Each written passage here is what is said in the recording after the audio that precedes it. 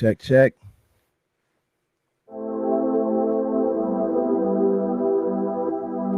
Check, check.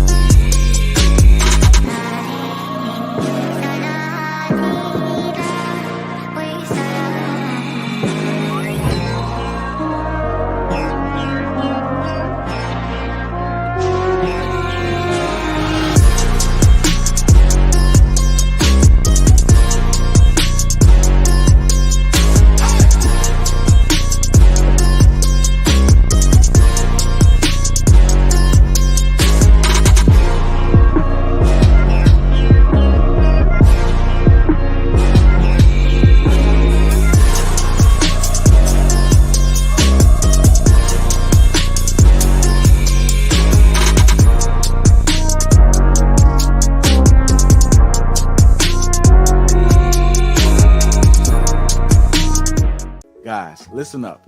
As you get older, the best way to continue to look young, exuberant, and vibrant is to continue to take care of your skin. That's why I'm excited to have Teej Hanley as a sponsor of today's video. You heard me talk about them before, and you're going to continue to hear me talk about them because I believe in their products and the positive impact that they have on every man's life. Teej Hanley makes taking care of your skin so easy. They provide you with all the products you need and nothing that you don't. Every box comes with an instruction card that tells you when to use each product, how much to use, and in what order. Lapeef family, I must admit, skincare wasn't always something I always focused on, but since I started using this system, I've seen improvements in the way my skin looks and feels. And you don't have to take my word for it. They have over 5,000 5-star reviews on their website from satisfied customers from around the world. I recommend you start with the level 1 system, which comes with all the basics: a daily face wash, an exfoliating scrub, an AM moisturizer, and a PM moisturizer. In addition to amazing skin, members of Teej Hanley get tons of benefits, including at least 20% off retail price, the ability to customize your box, pause or cancel at any time, and free US shipping. And because Teej Hanley is sponsoring today's video, they're offering my viewers a great deal. Just click that first link in the description and you'll get 30% off your first box plus the free gift. Seriously, that's an amazing deal. Even though it's too early, as I often say, it's never too late. Click that link and get started today. Let's just have a conversation.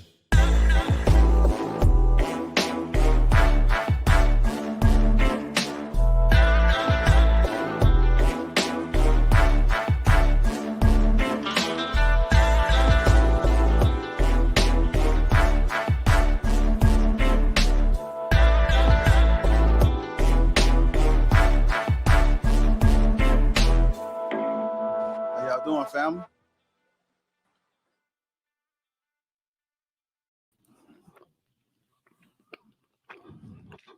What up? What up? What up? What's going on, everybody? It's good, everybody. What's up? What's up, everybody? Welcome to Lapeef Let's Talk, the best show on Thursday night, really every night, if I want to be honest. All right, welcome to Lapeef Let's Talk on YouTube. I am your host, Trigger Mike.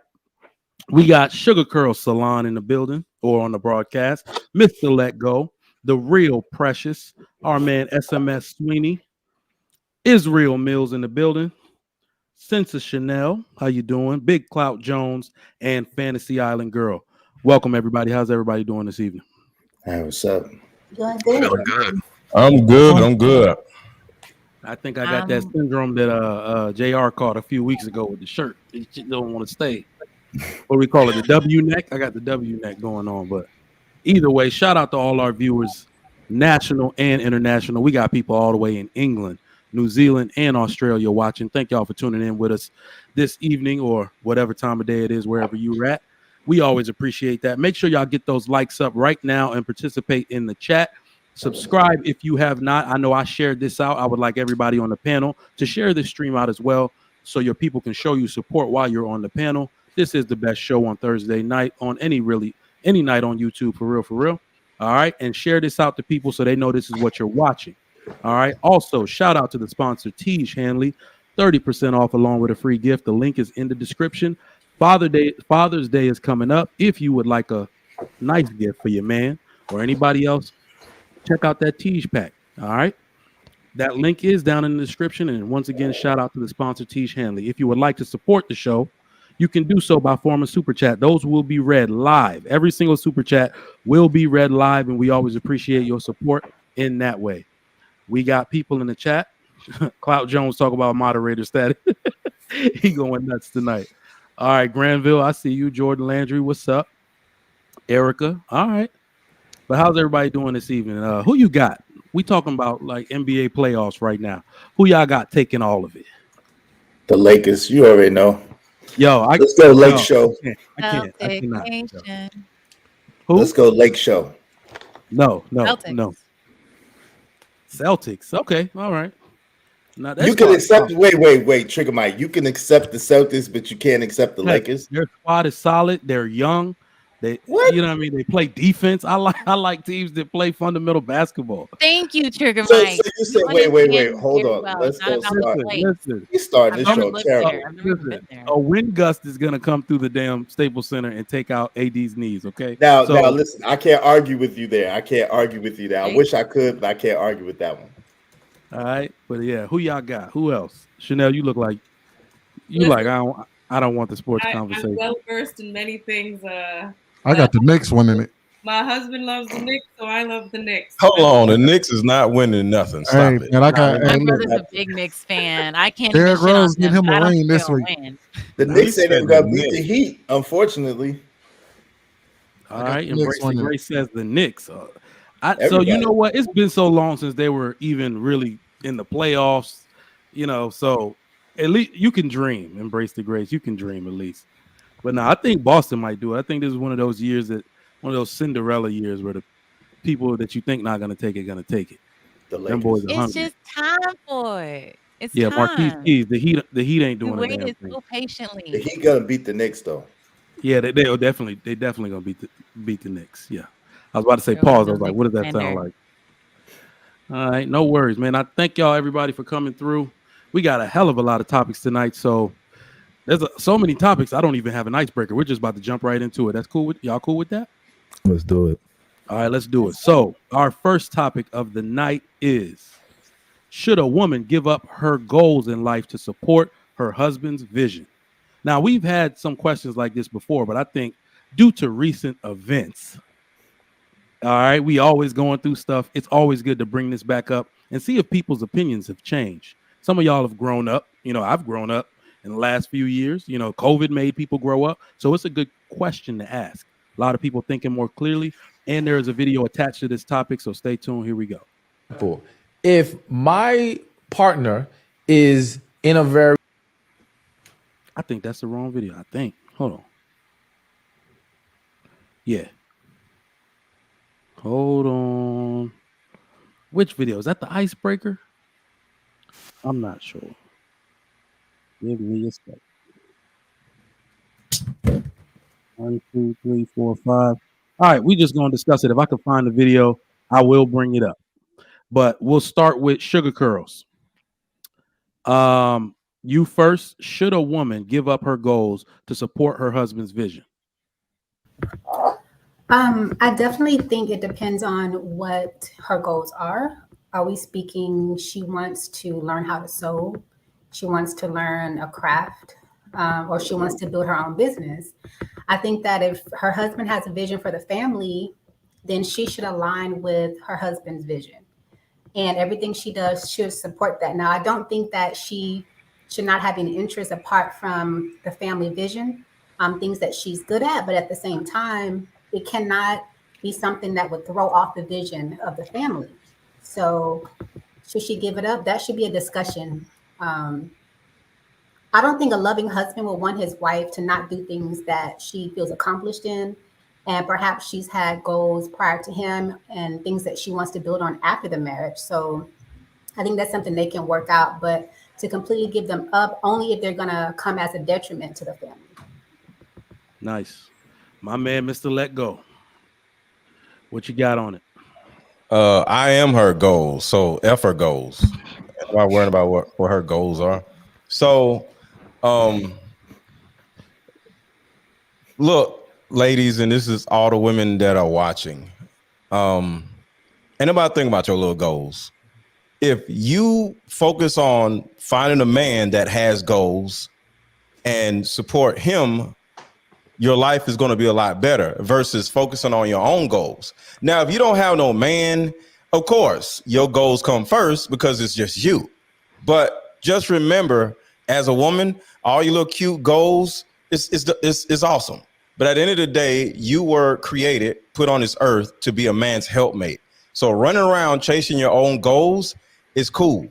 Because if you don't have no man, it's cool. But if you got a man, F your goals. Let your man be your goals and support him, because all the energy you putting into your goals, just like Sugar Curl said, can potentially take you away from what he's trying to do. And y'all don't need to be going separate. Now, if y'all got the same thing that y'all are doing, like two people on social media doing their thing, that's cool. So as long as your goals coincide or are in congruence with his goals, then your goals can be, looked at. But other than that, F your goals. You ain't got no goals. That was a very Mr. Let Go response. Very let go-ish. You could have given me like a pen and a pad and said, what would Mr. Let Go say to this? And 98% I would have said what you said. F your goals. Let go of your goals, ladies. Forget your goals. Like, your man is your goal. Definitely. Solid. All right, Precious. I definitely subscribe to a woman getting under a man's mission. I do also think that women are creators. So a man with a vision is going to incorporate you in that vision. I don't think it should be a woman who is necessarily has a career if he has a plan for the family. But I do think that women should stay in their creative femininity, and whatever that looks like for the family that's going to help the family, then I believe in that.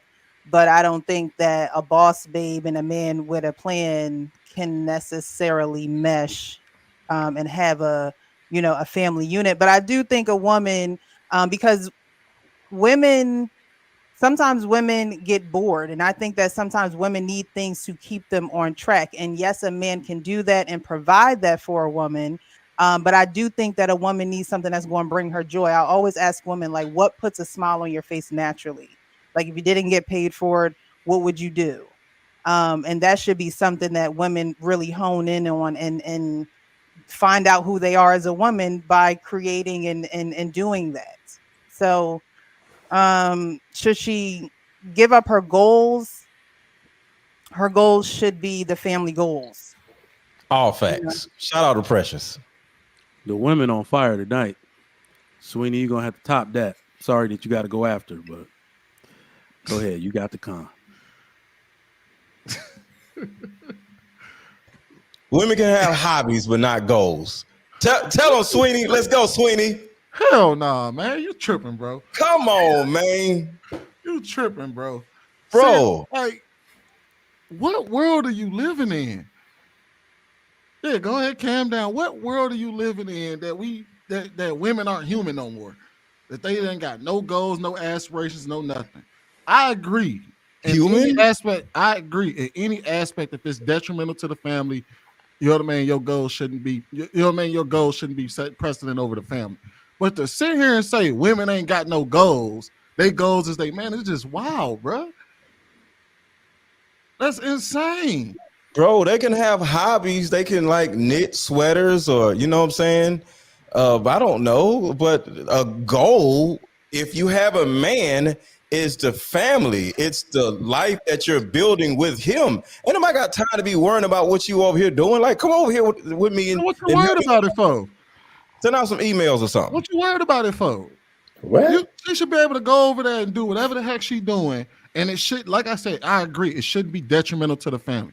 But her saying, hey, I like to be a lawyer, and she's a lawyer, the hell is the problem? What the hell? Does your wife have goals? Is it my turn yet? Oh, sorry. Represent me. me. My turn. If she's a lawyer, she now really represents me. How about that? Go do some go to LegalZoom and file these papers. You want to know, and that's part of the reason why a lot of these dudes are getting divorced today is because these women are getting bored at the crib because they ain't got no goals and they think they man is their goal. And next thing you know, they're getting plowed by somebody by the pool boy. That's absolutely not what's happening. Absolutely, it's the opposite of that. What you talking about, fam? She's getting plowed by the dude on her job that's her work husband. What are you talking about, fam? She getting plowed by the pool boy. Absolutely not the case. That's absolutely, women are not staying home. Number one, you know better than that. Number two, she's getting plowed by the dude that's her work husband. We know this. Come on, man. Stop playing. Stop playing. My woman ain't is it my turn yet? I'm sorry. in her business, looking over her shoulder, trying to tell her what she need to be doing. No, I'm going to be her white man. Oh gosh. Oh Lord. Israel, you go ahead and give your Sweeney. You were done. No, I wasn't done. But All right, go ahead. no, you go ahead, swing it to Israel, man. All right.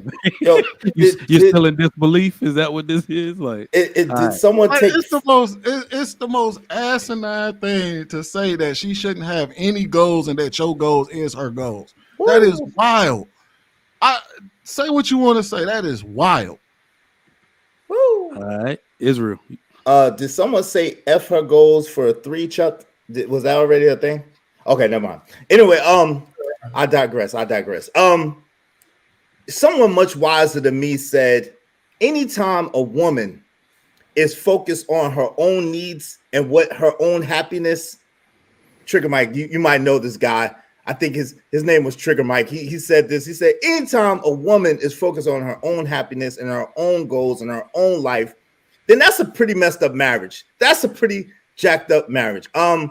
So what I would say is a little bit more aligned to what Mr. Let Go said, and a woman should be the type of woman who wants to serve her husband, wants to serve her family, who wants to do whatever it takes to make sure that her family structure is in order, that her home is a great place to be. And so therefore her goal should be whatever her husband's vision is. Period. All right. Can we get some hand clap sounds, some crowd? No damn Some hand applause, clap. yeah, some applause. Look, we could do no spirit damn fingers, hand right? clap that shit, This man. man Come on, literally man. asked y'all to stroke his ego. Are you serious right now? Come on, man. Hey, that's not. Hey, Let Go, we do like that. We Look, can do you know, men are poetry arrogant. That's fingers. how we do. Poetry. We do Y'all- poetry y'all fingers, wild. my G. Fantasy man. Island But girl. Sweeney, come I have on. a question though. But Sweeney, like if the woman is not under the mission of the man, what exactly does that look like to you? Like, what are you proposing? Her goals be? I mean, Whatever she likes. Are you right? I Whatever thought she the likes. same thing in my head. But Right. what exactly is that So, supposed to look like? We're you looking can at have this. whatever We're you looking like. at this from the perspective as if we live in a society where women have not been free for the last 40, 50 years already. Here we Looking go. at this from a perspective that's if, well, I ain't gonna say free because I don't believe that. I think women have always been free, but let's just say for the sake of argument, women have been doing their own shit for the last 40, 50 years. We're Don't under you the see assumption. what's going on with that? So They've been the doing their own problem, shit. hold on, wait. They See, managed. but here's the No thing, though. The problem. ugliness. Hold on, wait, Mr. Lego. The problem isn't necessarily the fact that women have their own goals is the reason why shit is fucked up. It's that they have their own goals and they think that goals supersedes the family and replaces the man. That's the problem. I don't believe that your goals should automatically assume that you replace a man or that it supersedes the family. But you going out and having a career, me going out and having a career, and we both bring that shit back to the crib should never be a problem. But, If we're talking about today, if you the type that says, hey, look, I'm that guy, I provide, you should follow me, this, that, and the third. Hey, do you? But for the majority of the people on this planet, in this country, that is not the case. Okay, so your goals would consist of the income that's coming in, we're both bringing it in, and as long as we're both bringing it in, as long as both of us have the understanding that everything we do is for the betterment of this family and everything we bring in is for the family, then you're cool. But once you start saying, hey, look, mine is mine, I'm doing this over here, go do, you know what I mean? That's when the problems start to come in. Hey, Trigger Mike, is it just me or does he sound like a man without a plan? That's flying like by the seat of his pants and like letting whatever happen. Is it just like me? a bus driver. He sound like a man without a plan that's flying by the seat of his bus pants. driver thing. We going there. He doesn't sound like a man without a plan. I'm just saying. He absolutely. Wait. Let me explain that. Hold on. You don't need Mr. Lego to co-sign this. I sound like a man without a plan. These are hold on real quick. Let go. I got him. That sounds like bullshit. Hold on. No, you know what I want to do? So this is a good debate. We're gonna collect the rest of the answers and we're gonna chop it up. Because I'm on the fence. I'm between Let Go, Israel, and Swing. I'm kind of on the fence, so we'll see. Let's gather some more answers, then we're gonna chop it up at the end. It's kind of a pause, but it's cool. Just kind of a pause. But yeah. I personally, obviously think, the goals of the family is the most important. But I think what a lot of women should do is during the courting process is to see that man's vision and see how they fit in that vision. If you don't see what you can bring to the table as something complementary to that man, then it may be more difficult to continue a life being his helpmeet. That doesn't mean that if you're a lawyer and he's a doctor, you can't have, you know, shared goals. Like Sweeney was saying, you can have both of your income be what's, shared within the marriage. But if I'm a real estate agent or a real estate investor and my husband wants to start his own coffee shop or something, I could lease the building and he's got the business started and we can figure out something together. So the goals can actually meet in the middle. Um, Also, I think it's important for a woman to have at least miniature goals, even though happiness is not the biggest thing in a marriage. It is good to feel proud of yourself for something individual. And I think that's just a people thing. I don't think that's just a man thing or a woman thing. You should have something that you aspire to do. For me, I'm learning French and I love it, but it doesn't supersede my marriage. So I think we can be realistic here and have goals and still put our family first, because most of us women, we're really good at multitasking. So we can do both. Yo, Sweeney, looks like you by yourself on this, bro. Like you the only bus driver up here. What did Chanel say that I disagree with? I didn't disagree with anything she said. Nor did she say anything that goes against what I said. I agree with Sweeney. What are you talking about? Just isn't paying attention. You just want to be right so bad. Oh my god! Not at first she did. Wait, not at Relax. first she It's did. not your turn. It's actually She was over here. And she said, it's actually not your turn. That's a hobby. Tiebreakers. Actually, Since we need a few Yeah, tiebreakers. So being a doctor is a hobby now. She went like this. I'll be the tiebreaker. We got Clout and we got Fantasy Island. So we'll see where we're at after these two and see if y'all need a tiebreaker. Go ahead, Clout. Yeah, I was gonna say I think it really is dependent upon the type of goals. Like, I think that you can have goals that are complementary to the plan of the family, and so I think there's no problem with that. Like for example, you could be a real estate agent, and your goal could be to take over the real estate market in Arizona. Your wife could be a doctor, and her goal is to open up a veterinary practice in Arizona, in the same area, and maybe both of you are targeting a certain client. So maybe your goal together is to get rich.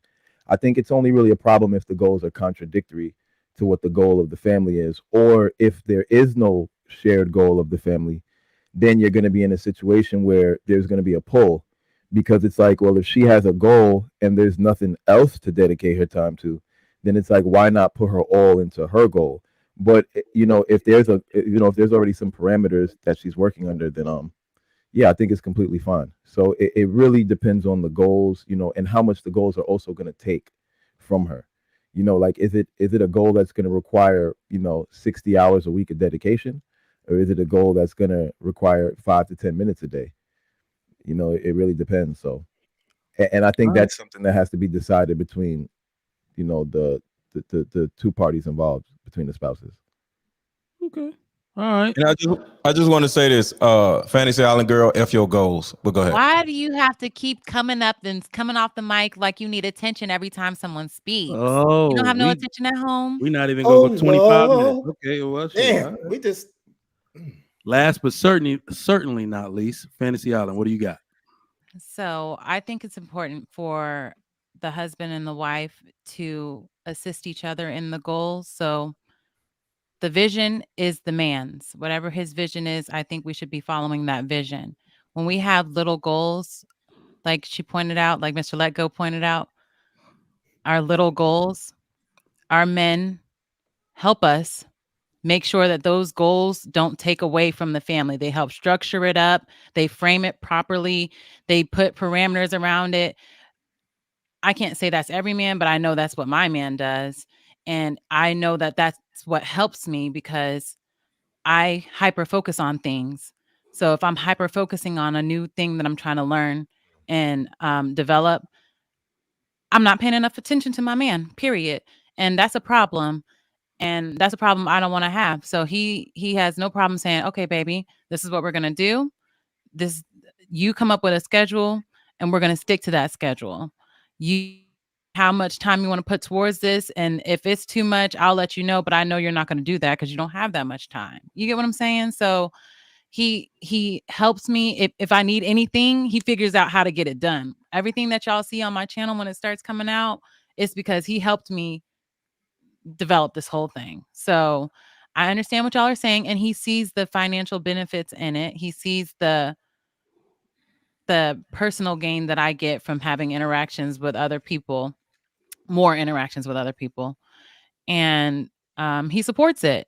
So I think that's beneficial for me. Every time I try to start something, he's there, and we've only succeeded so far. You see, you came for her, Lego, and she gave a very eloquent, very delicate answer. The ladies were on fire, so I guess I'll give my answer now. I think I coerced her, just so you know. Coerce shit. No, I think the ladies took that one. Good job, solid job. So what do I think about this? Should a woman give up her goals in life to support her husband's vision? I love the way these questions are worded because we got to look at it carefully in detail at each specific word. This is America. You got to be, what do they say? Situational awareness. You got to know where you're at. Okay. We live in a country where this is just what women do. Women contribute, women work. You're not going to stop it. The engine, there's a media engine behind all of it. Great. This is where we live. Men have to find a way to function within it otherwise. But women shouldn't have to give up their goals to support their husband's vision, but they have to align their goals to their husband's vision. All right. So y'all talked about doctors and lawyers and all of that. It is not hard, ladies, to align your goals with your husband's vision. It's actually better for you. Women, we have to understand that men are responsible for every catastrophic failure of the family. So if you are the one who is trying to make your man acquiesce to your demands, if you mess up something, that's all on you. And you're not going to take that lightly. Nope. You're not going to take that lightly. You're going to feel like he should have stopped you in your tracks. You're going to feel like he should have took over and all of that. So you have to make sure you're aligned with his vision. It's very easy to do. And one thing women have to understand is that, yes, there will be sacrifice involved in that. All right. And you can have it all. Ladies, if you're listening, this is a debate I've seen y'all have on panels. But I want it all, though. You can have it all, just not at the same time. Okay, so you can have it all, just not at the same time. Sometimes you can only go as high as director because vice president isn't aligned with the family's vision. Vice president don't have kids. Vice president don't have time for her husband. Vice president doesn't see her kids and pawn them off to an au pair. There's nothing wrong with being a six-figure director if that's all you can do to keep it all. You got the husband, you got the kids, all right? But anything else will take away time from what's really important. And this is all I'm going to leave y'all with at the end. Ladies, while you're aligning your goals, remember your first focus is that you're a wife. Your second focus is that you're a mother. And your third focus is that you have a career. As long as you keep it lined up like that, you shall not have no trouble. You should not have any trouble. You know, don't change your focus for those three and you'll be good. Trigger, you also said something that was pretty dope. You said sacrifice. And I will say that I think a lot of people aren't willing to sacrifice for the sake of their families. As far, you know what I mean? Well, fucking, he gonna get on me for saying it, but no, I think a lot of women aren't willing to sacrifice for the sake of their families. And by family, I mean their men. They'll do a whole lot for their kids. They completely pass over the husband and do a whole lot for their kids. But I don't think a lot of them are willing to sacrifice something for their husbands. Actually, just for their men in general. So I think that is most definitely the key, because I'm sure y'all heard the conversation go around about if you made the plates or whatever, who's supposed to get their plate first? And we've seen a lot of people split on that, talking about, oh, well, not my kid, you ain't getting it before. No, he's still supposed to get his plate first. That's the sacrifice. He makes a sacrifice for you by going out and doing what he has to do. Because one thing is for certain. Men more often than not will sacrifice life and limb to make sure that their family's straight. They will go to work longer hours. They will eat less. They will sleep less. They will do a whole lot to make sure that they not only do the kids get to eat, but the wife gets to eat too. Very rare are you willing to see a woman sacrifice to that level for her man. And for so that in that reality, I will say that your goals are supposed to align with your husband's, and that his goals do supersede yours in a way because he's willing to make those sacrifices when shit hits the fan. Are you willing to make those? Indeed. We got lucky. What's going on? Welcome to the broadcast. Well, hello. How is everybody doing? Oh, we Hey, are. Lucky. Hey, Lucky. What's up, Lucky? Just in time. Y'all look dry as hell. Y'all look might dry. Yeah. Okay. You Hey, missed Lucky, it. how are You you? missed the little Hey, smoke. It was Lucky. only a little smoke. She wanted Hey, to do the hands. Lucky. But Mr. Lego already started. You looking Already cute started. tonight, Lucky. Thank And he you. I like the continues. red. Thank What's going you. on Play here? with some It's the safe same. though, You Mr. look the same Lego. every day. What is going on here? Hi, pray. You Hey, know you messing with Lucky. Mr. F your goals right now, but anyway. Lucky, we got you on the last question. You're about to be the Oh, we all know tiebreaker on Lucky, this. Lucky is team F your goals, but go ahead. Bet. All right. So, should a woman give up her goals in life to support her husband's vision? You got the floor. No. I think that you should never let your goals go. I think that when you do get with someone, you guys should share the same goals. Holy shit. So I feel like you should be respectful. Okay. But I think that you should, if you're with somebody, you guys should have goals together. And then if you have separate goals, I think you guys should support each other in reaching those goals. Now, if her goals consist of taking a lot of time away from what he needs to be doing, then I think she could wait.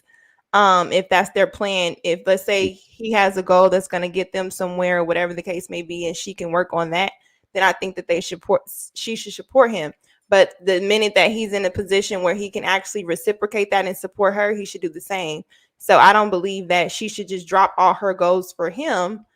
And then let's say years down the line, we see a lot of the times that when relationships don't work out, she's resenting him or she's regretting the fact that she didn't follow her own individual goals. So I think that if you're in a relationship, why would a man not want his woman to reach said goals, especially if it can help out the family?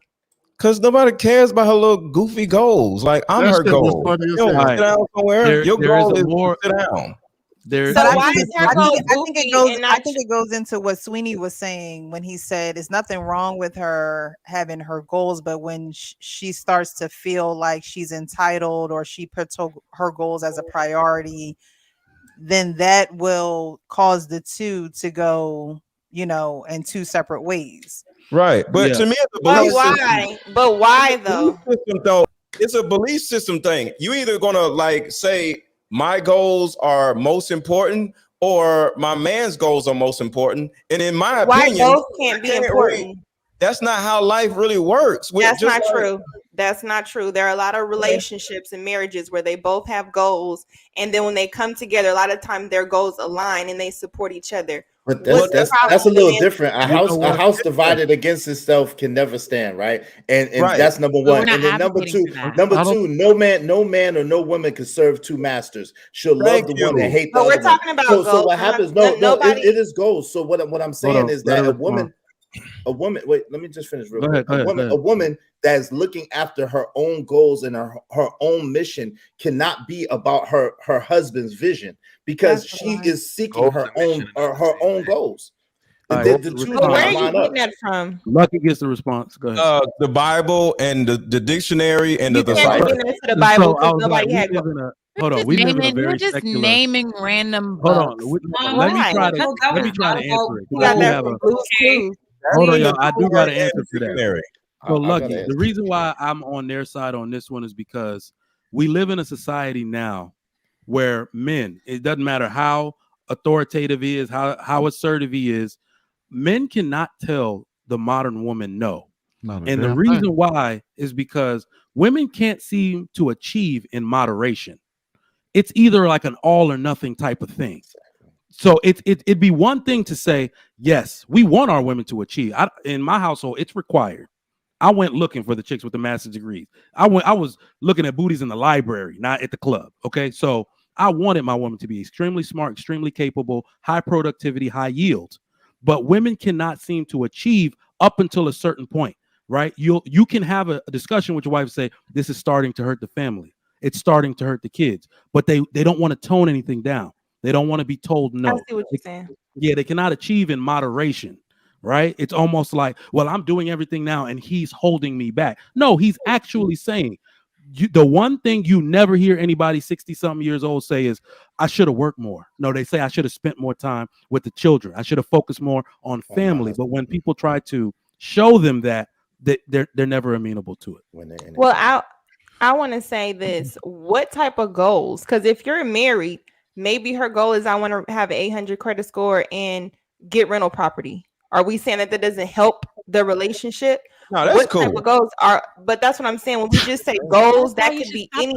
Being a lawyer. That's why you should stop talking right there. Mr. But I'm just saying that's a goal. So maybe I want to. Maybe I want to get my real estate license. Maybe I want to be whatever. You know what I'm saying? To contribute. We also hear people in their 70s years old need to get another job because they can't afford their copay. So that's also a reality as well. So, all right. So that's why timing and planning is let's get Precious in there. Go ahead, Precious. I was just saying that's why timing and planning is important, and that's what the men are typically better at than women are. So if you 70 and you need another job to pay for medicines or whatever, then probably timing and planning didn't go well earlier in your life.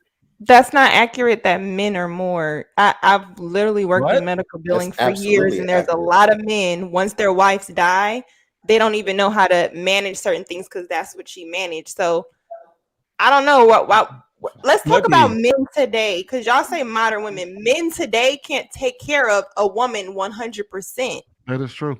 So she's going to have to. What do you mean by that? Nobody talking about you. What do you mean by that? Let's start. What does she mean by that when you say that a man today can't take care of the average 100%. Income for? Hold on, fam. I'm not asking you. I'm asking her. What do you mean by that when you say that? Okay, it depends on what state you live in. So if, for example, if you live in California, what is the average? What is the average? Let's just take my state in Nevada. To be high middle class, you have to make $53,000 a year. There aren't too many African American men in Nevada that make that. To even sustain by himself, $53,000 to reach that average. Now, that ain't. No, why did you say why? Nevada. Yeah, right, I'm trying to finish the Go point. look it up, sir. You go. If you're so interested, I'm like, this go is not look into why. Not in America, in Nevada.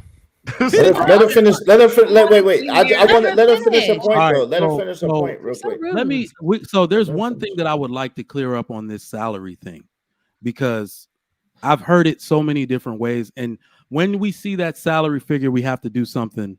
We have to acknowledge the percentage of men that are driving those numbers down in every ethnic group. For Black men in particular, I believe 40% of all Black men are between the ages of 18 and 34 years old. And the second biggest group is the 0 to 18 years old. So, and they can't even work, right? Or they barely even work. So nobody has money. We all cap it. Nobody got money in their 20s. Okay, I was 26 with a $55,000 job offer in Houston. That was a lot of money in Houston in 2013. Okay, so we have to understand that men don't financially peak until their 40s. And that's why when we get so offended sometimes as men, like, well, all my homeboys got money. We rolling in dough now. But it's because we're older. So I don't know why we always said men can't take care of a woman. With women's current standards, sure, men cannot take care of women. Because I'm telling you, I see these Mexicans do it every day on much less. So y'all explain that to me. Can I say real quick? Y'all wigs are probably more expensive now. It's still her turn to speak. Y'all are just being Can't go after. No, they love to talk. Just go ahead. No, go ahead, and I want to go after you, please. Go ahead. What my point was trying to say respectfully is we make generalities as if every state has the same type of way of structure of where you can live in neighborhoods. So depending on your state, let's just go, I don't know where you live.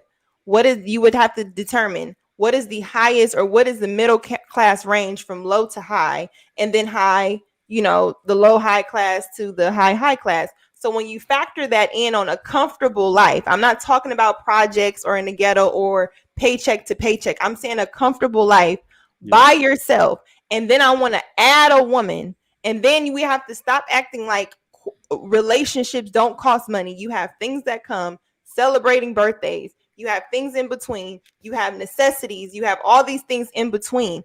For a man to say, I do not want my woman to be ambitious, driven, things like that to contribute, that means that whatever she needs, maintenance, everything that comes with it, I'm either okay with her getting the bare minimum, which good luck with the woman who's okay with that. If you find that, that's fine.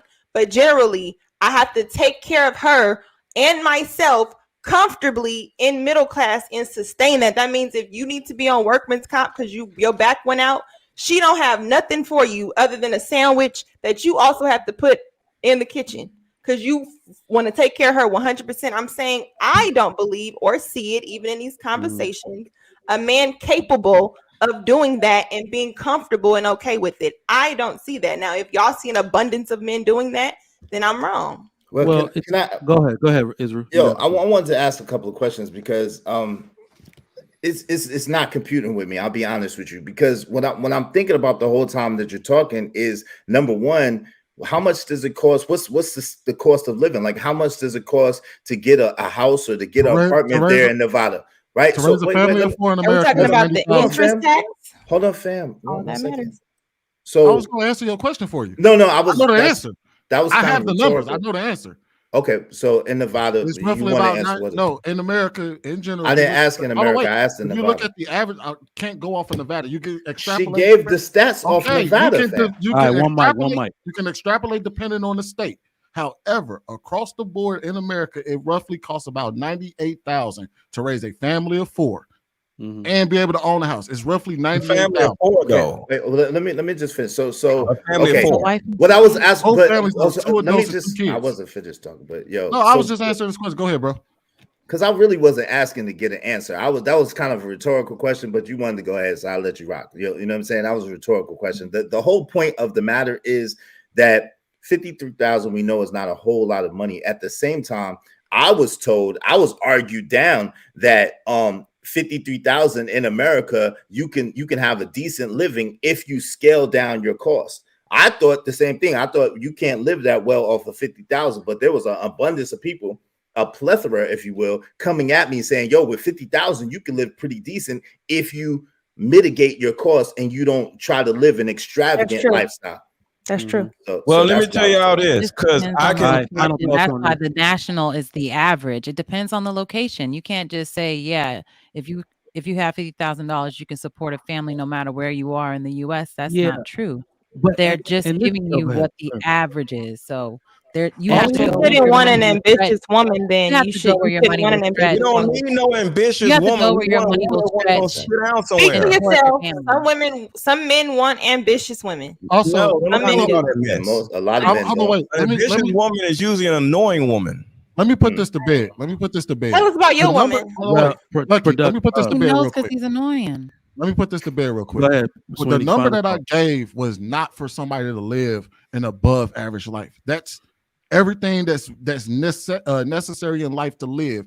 It costs that much to raise a family of four, which is most families in America. There's 2 adults, 2 kids. To raise a family of four, you're looking at roughly $98,000. No way, son. That's where you live. No way. That's not true. I live in Cali. I live in Cali. Okay, in Cali, not in America. That's crazy. Hold on. I just remember. Wait, hold on. I just remembered that the reason why we keep getting these numbers, even though we keep seeing people doing it, is because Americans, specifically black and white people, are the only people dumb enough to want to live alone and think that they deserve personal space when they broke.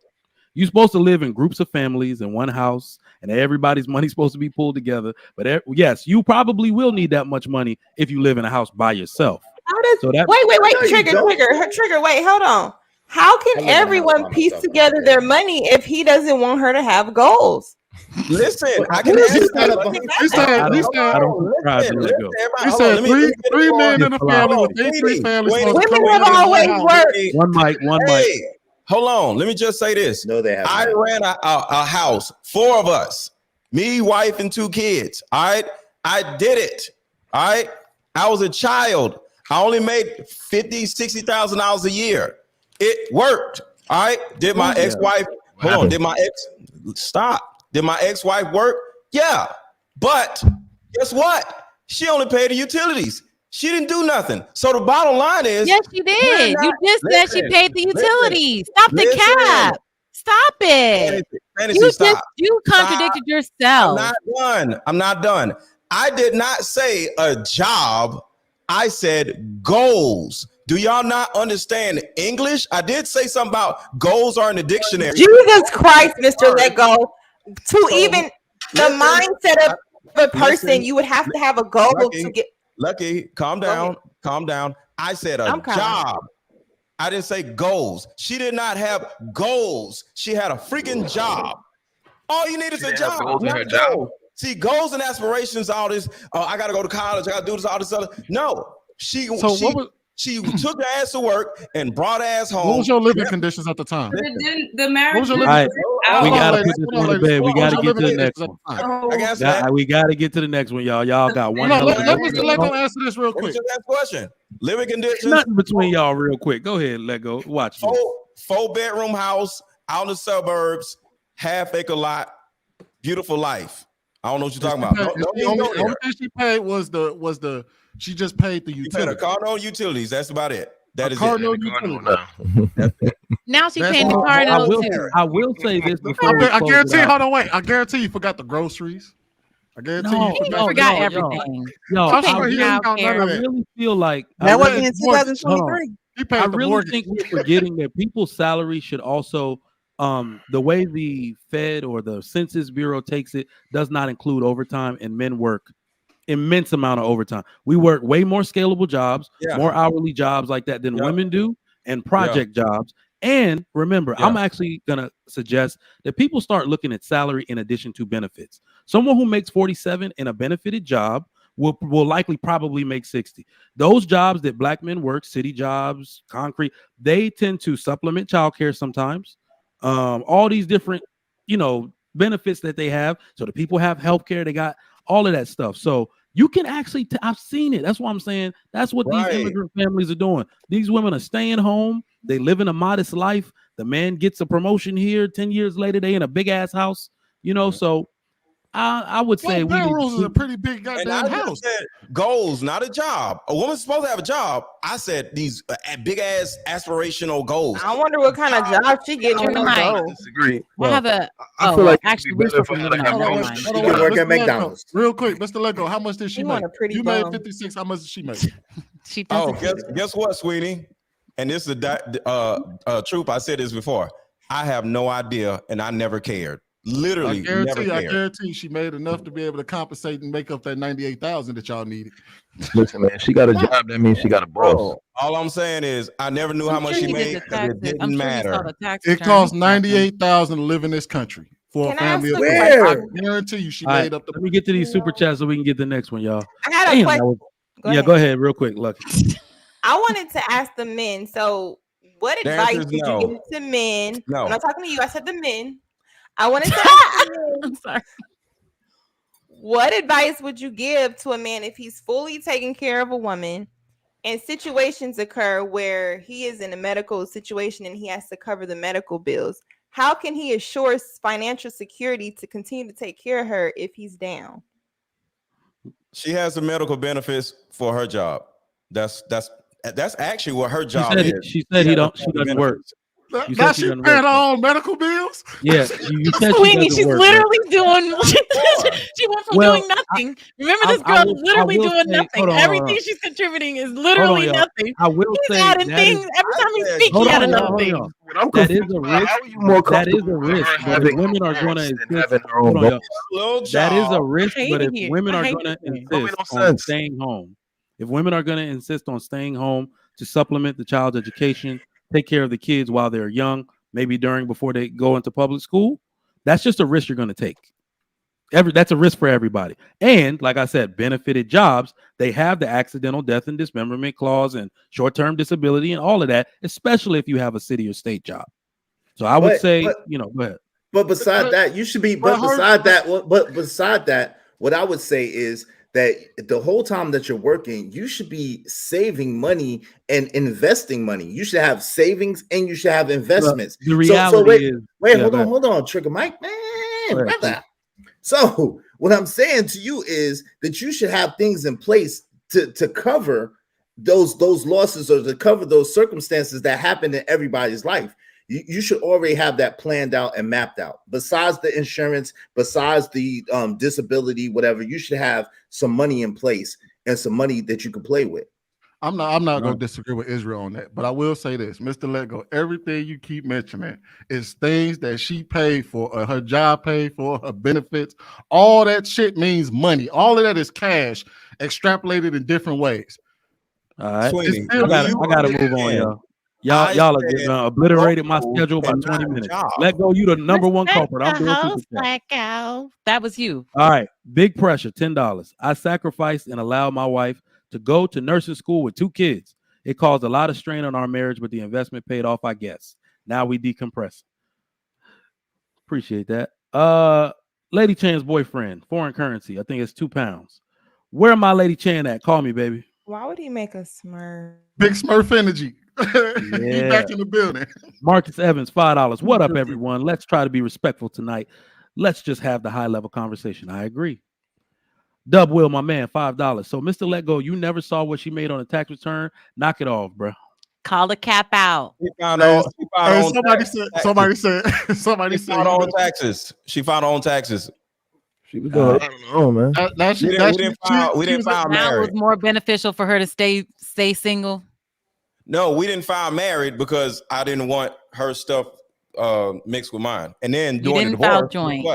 You didn't file joint for the benefits because you didn't want to mix your wife's stuff Black with yours. Weird shit with taxes. Let's move on. Go ahead, Trigger Mike. But guess what? Let's move on. This is hilarious. This is a good one, y'all. Hold on. After the divorce, everything was nice and clean. This is a hot panel. Boy, I'm about to start muting mics because we ain't even into the good stuff yet. Mr. Let Go, just won't let you go. I know y'all saw that DJ Envy and Ebony K. Williams join our Breakfast Club. Yes. Holy shit. Okay. That is the next topic. Let's get into it. I didn't, but I didn't see it. DJ Envy and Ebony K. Williams get into a heated debate over the bus driver comment. Lucky, did you hear about the bus driver thing? I did. So we got audio for that. And then we're gonna go with Sugar Curls first. Let's get some femininity in here. All this damn masculine energy. We're gonna actually go. Wow, that's how you feel. That's Not really you. rude. Don't do it. I haven't seen any masculine energy up Women there. be assuming I was actually talking about the men. I haven't seen any masculine energy up there. So Pause, Fantasy Holly Girl. You've seen a lot of masculinity coming from this box. We're gonna go to Sugar You Curls. down here with me. What are you talking about? What are you This box is pure masculinity. You know what? It can be spoke that way. Hey, you got to say pause on that, Israel. Talk about that. Box. I ain't got no box. You got a box, Israel. I'm in the box. Let's not skip a beat. You got to I pause would love on to that. know how you Envy know what I'm looking for. We never had the conversation. I don't know. But you just telling you what framed it. people are saying on comments, what I've read, and I'm talking for them. I'm not a bus driver. I'm speaking for the average person out there because I feel for them, because the bus drivers and the average person are what keeps these lights on here on the Breakfast Club. That's right. They keep me booking Envy, shows. nobody is saying. Okay, first of all, this is not about you booking shows. I'm just telling you how I feel. So when you shit on the people that No, first ride of all, with me, Envy, you're dead ass wrong for framing it as me shitting on them. You don't think I was shitting on them? I know it. First of all, I know it wasn't. I think what you're saying Have right you now read the is comments? Woo. Let me see if it does it the next time. Hold what on. you're saying Do you is understand how people irresponsible. feel? Do you listen to the calls, how people feel? I think what you are framing right now in this moment is highly irresponsible. Because if you listen, I'm going to tell you. Because if you were to listen to all of the full Yana interview, the full sidebar, the full episode of Holding Court, nowhere in any of that commentary did I say, Here to talk to him. I know, but I'm just saying, I just want to say we got ours off already. Let Ebony talk. I'm just returning what she said. Go But ahead, don't act like I didn't let her speak. She spoke for 22 Absolutely. minutes. Go ahead, Ebony. Let her talk. Don't do that. Let her go. Go ahead. So, Envy, this is where we're different. My primary focus and goal when I do what I do in the world is not to protect feelings. I'm going to be candid with you. I understand it's clear from the energy that there is an emotional attack that you felt was on Black men, the working class, and Black America. negative word about the working class of Black America, of America broadly, or Black men. I'm going to get to the why was my fiance. Envy, let me finish this statement. Do you know what I'm people going feel? to get to. Just because but you I didn't don't mean to deal hurt in somebody, feelings. just First because of you all, didn't I mean to don't affect deal. somebody doesn't mean you didn't hurt a community. I don't can say deal anything in about somebody and be feelings. like, I didn't mean to hurt you. But if you hurt people, you hurt people. If people feel a way about you, they feel a way about you because those people that you talked about are the people that buy your books, that listen to this show, and they're hurt. What about, Ebony, what about words like average, mediocrity, to, typical, and the bigotry of low expectations? I think those are That the words that hurt people. the working You class. can sit here and say, no, I didn't hurt nobody. You hurt people out there Envy. that buy your books and follow you and support you. You asked me to be quiet. Y'all, please. Y'all asked me to be quiet. I listened to your full statement. I understand you And now have a that you talk feeling for about 22 it. minutes, and I just spoke for 60 seconds. Ooh, That sounds like some of these panels up here. Oh, they're squabbing out there. Yo, first off, you know he a hella simp, but I mean, your light skinned one's got a good one. Y'all got one win. DJ Envy finally got a win. God damn. I just want to say Actually, this, I and got I'll a let y'all problem have with it. what DJ Envy said. I just want to say this, and we can, I ain't got nothing else to say to it. We talked about this on King Talk. This chick fumbled the bag with a billionaire. She can't say shit about nobody about anything. She fumbled a billionaire. So I don't want to hear nothing from her talking about bus drivers. Goals? Does she have goals? Oh yeah, she had goals and fumbled a billionaire. Is that why was the she fumbled the problem. bag I didn't with know the that. billionaire? All right, we're gonna start with had goals. We're gonna start with Sugar Curl. So obviously, this is about Ebony K. Williams and her bus driver comment. She got into it with DJ Envy. What are your thoughts on the whole situation? Okay, so I want to ask a question before I answer this. Is from what I recall, she was asked if she would date a bus driver, and she said no. She said unless he owns the bus. Is that all that she said about him? I mean, is there any other sly comment she made about it? Okay, so basically, I'm gonna be honest. This lady has been throwing shade. This was her third attempt to try to clean up what she said. And the interesting thing is that she pulled a radical feminist move. All right, and she used words in her response: average, mediocrity, and what else, y'all? Typical, like stuff like that, to basically describe Black men and our lack of achievement to reach for anything higher, which pissed more people off after that. So that's basically where we're at. Right? She used white supremacy. Yeah. Yeah. Okay. Yeah, she implied being a bus driver means that you're somehow like not aspiring for more in life. Like that's She even pulled the Black woman victim card. Okay, I would so love to see the video. I would say I've said this before. Women who speak this way, who feel like a man income is what makes him a man. A man's income is what makes him valuable. I just don't subscribe to it. It doesn't affect me. I expect this behavior from those kind of women. She has stated many times that her father was not in the home. She stated how she was raised. She's been in law school. Even Iyanla, I can never say her name right. She even said herself. Iyanla? Yes, thank you. That she was an attorney. She knows that field and is a very masculine field. Ebony, she concurs. She said, yeah, I understand that. So everything that Ebony talks about is what she believes. And I expect that from her.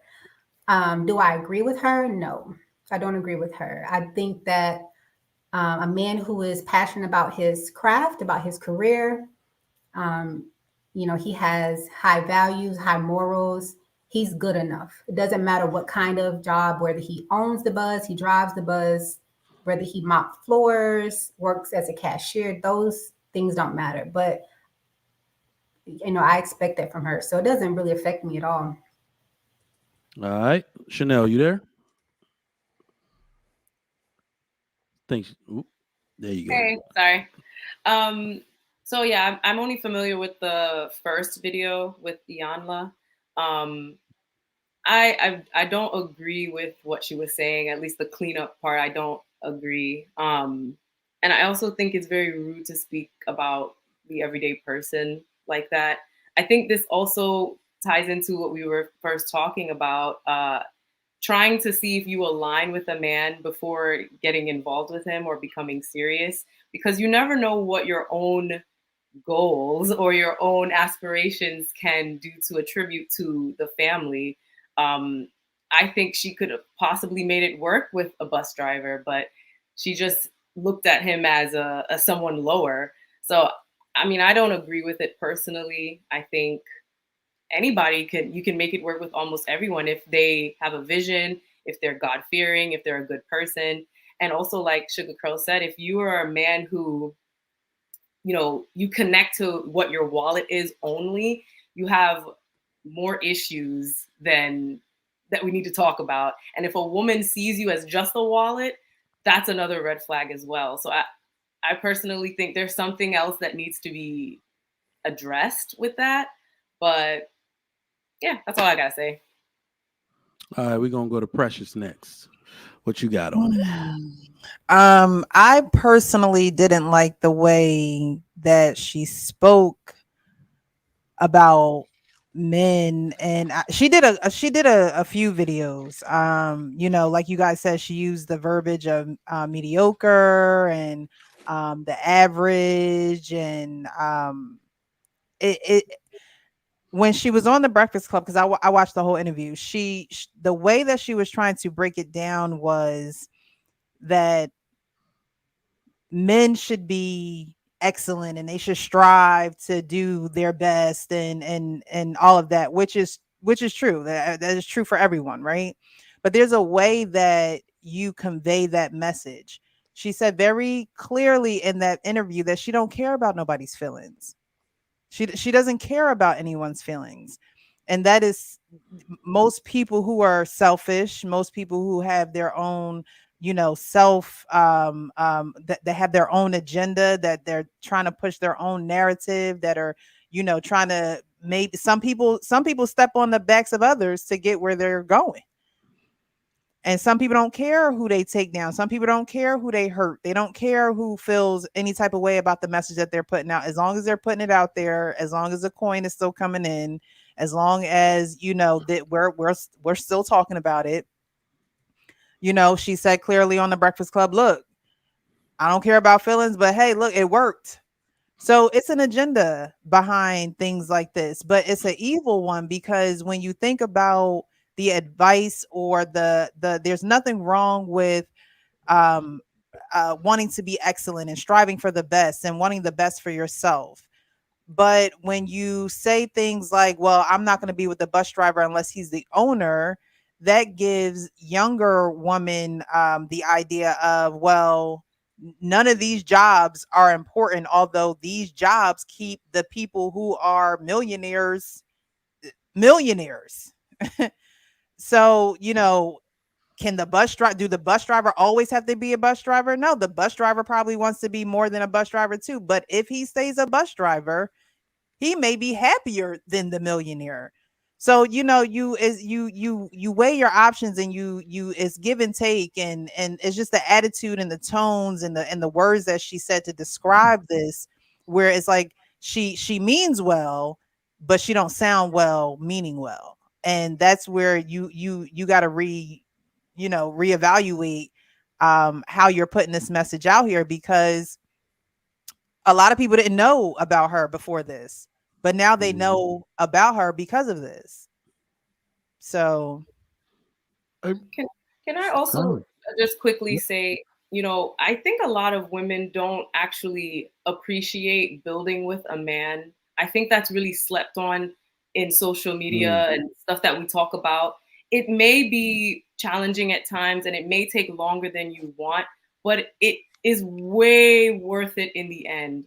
And I think you get a little bit more, I don't know the word, but like props from your husband with you building with him, whether it's contributing in a financial way or raising the children or helping him with his business, whatever way it is.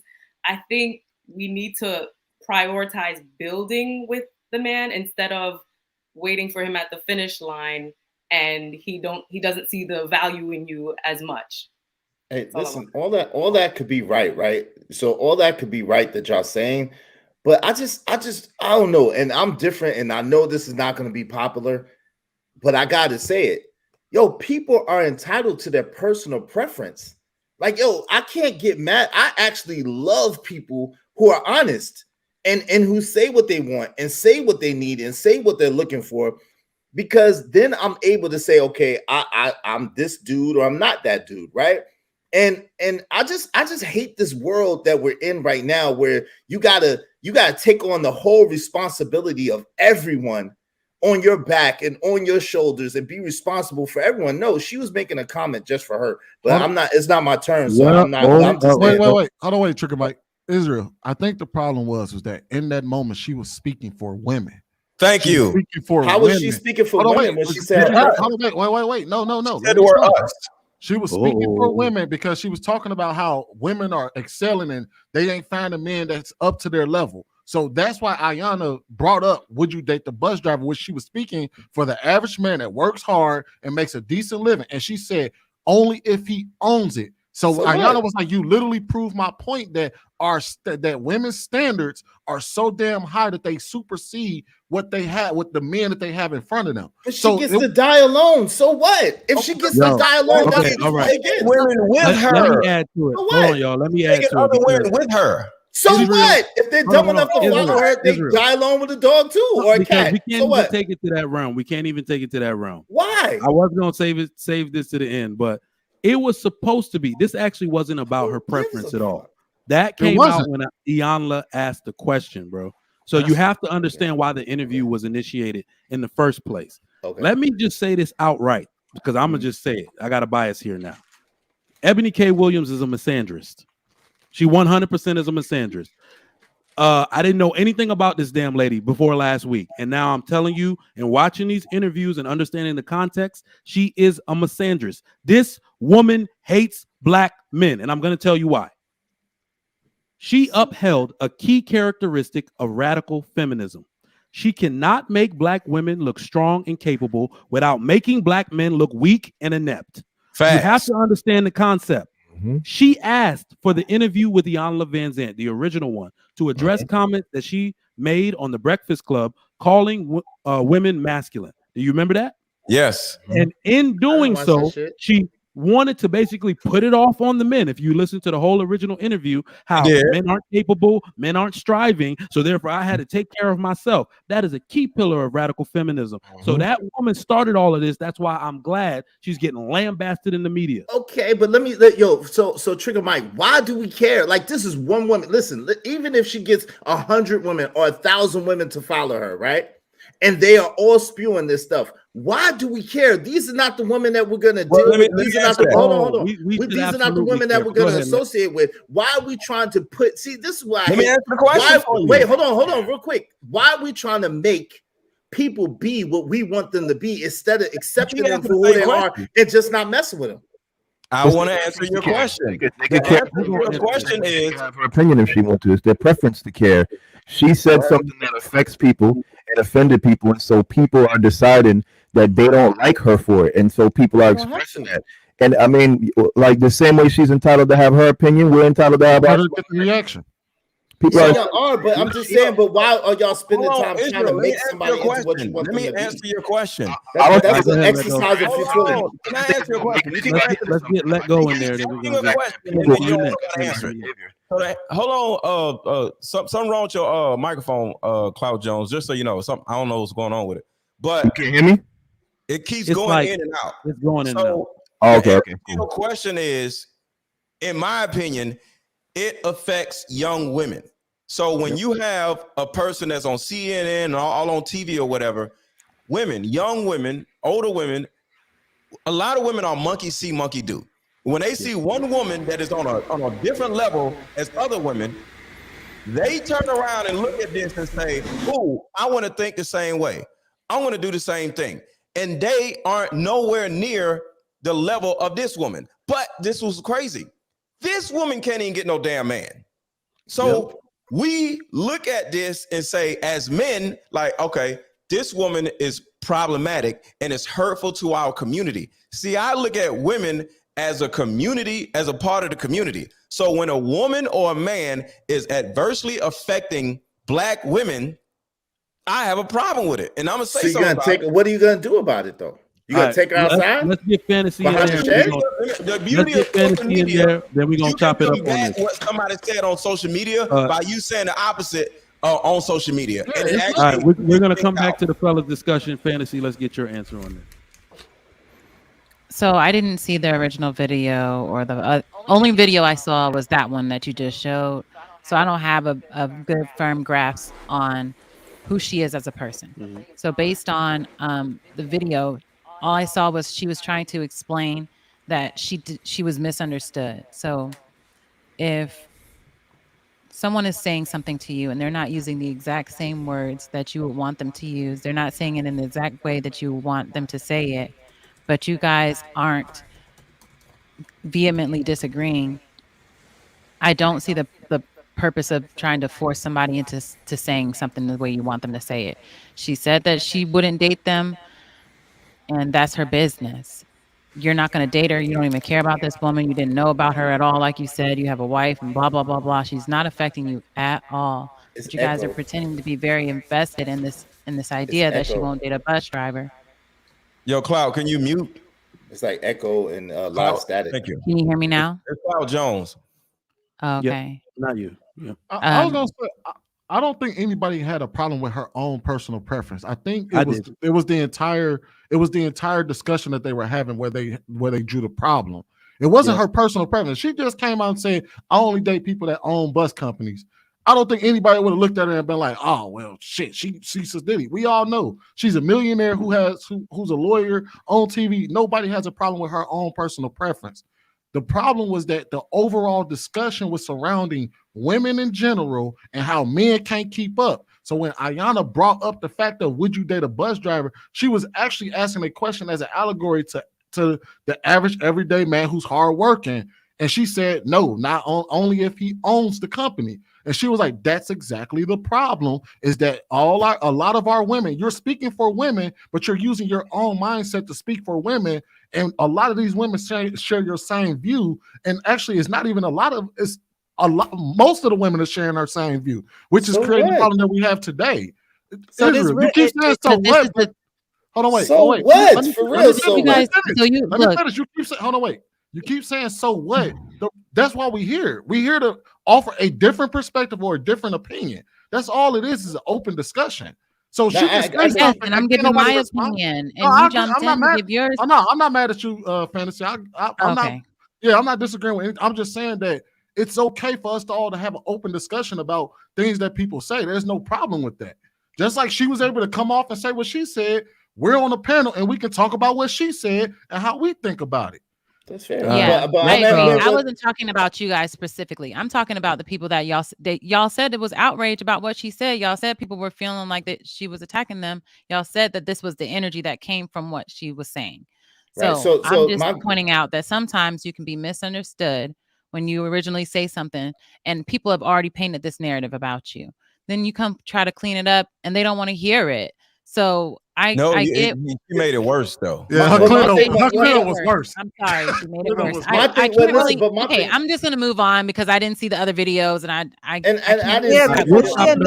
We'll chop it up in a second once we get more. Real Precious, go ahead, Real Precious. Go ahead, Precious. That's why you do have to watch them, because it goes way back to when Iyanla said that women are men in skirts. When Iyanla did that video. A few weeks ago, whenever it was, she did a interview saying that. So then this woman reached out to Iyanla and wanted to pull Iyanla into the conversation, because we all know what Iyanla do. She fixed lives. So she pulled Iyanla into the conversation saying, asking rather, how can I posture myself? How can I get in position? Because I know the goals that I have been reaching after, going after, seeking.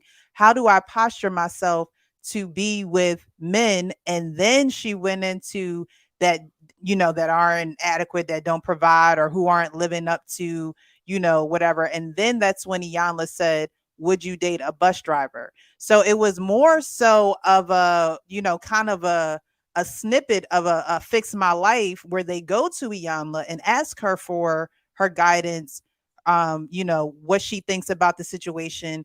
and the healing takes place, the work takes place. This is literally a snapshot. This wasn't, let's go to Iyanla and stay a week and get ourselves together. Because there was no work, no healing, no anything, this woman asked the question, didn't even want to hear what Iyanla said, doubled down on what she was saying to the public, stood 10 toes down like she said, and that's fine. Like Israel said, you can't be mad at her preference. No one's mad at her preference, but it's like, if you want help, get the help. If you don't want help and you want to just be who you are, just be who you are. It's simple. You're saying if you want help, you have to get help. So this is my misunderstanding. You're saying if you want help, you can't choose what type of help you get. You have to just get help whatever way they deliver it. At least consider it. If you're asking for help, if you're asking someone for help, if you're asking an elder for help and you trust them and you know what they do, and they say, it's the mindset. It's that mindset you have right there. She can pinpoint it. She can point it out. She can call it out. But then when you say, well, if he's not the owner, and she pinpoint that mindset, you have to then take a step back and say, I wonder if it is my mindset that has me asking you, how do I posture myself and put myself in position?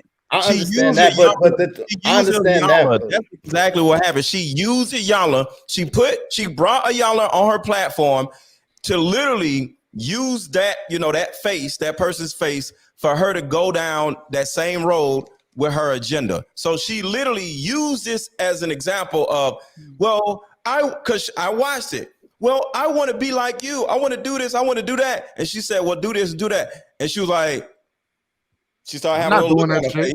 And next thing you know, she turned around and used it in order to blow up like she's doing on social media. She used that woman. But 1 second, this is not. Yeah, I can't determine what she did. Real quick. Like, So, I understand. So what let me just clarify. But I can't. One moment. Can I clarify real quick? So basically, I did not see all of that backstory. Right. My retort was to what Envy was saying and what the brother up there was saying, right? And then from what they're saying about, she's dissing the average brother. She's dissing, she doesn't want to date a bus driver. She doesn't want to deal with a bus driver. That's all the backstory. I don't know nothing about that. I don't watch nothing like that.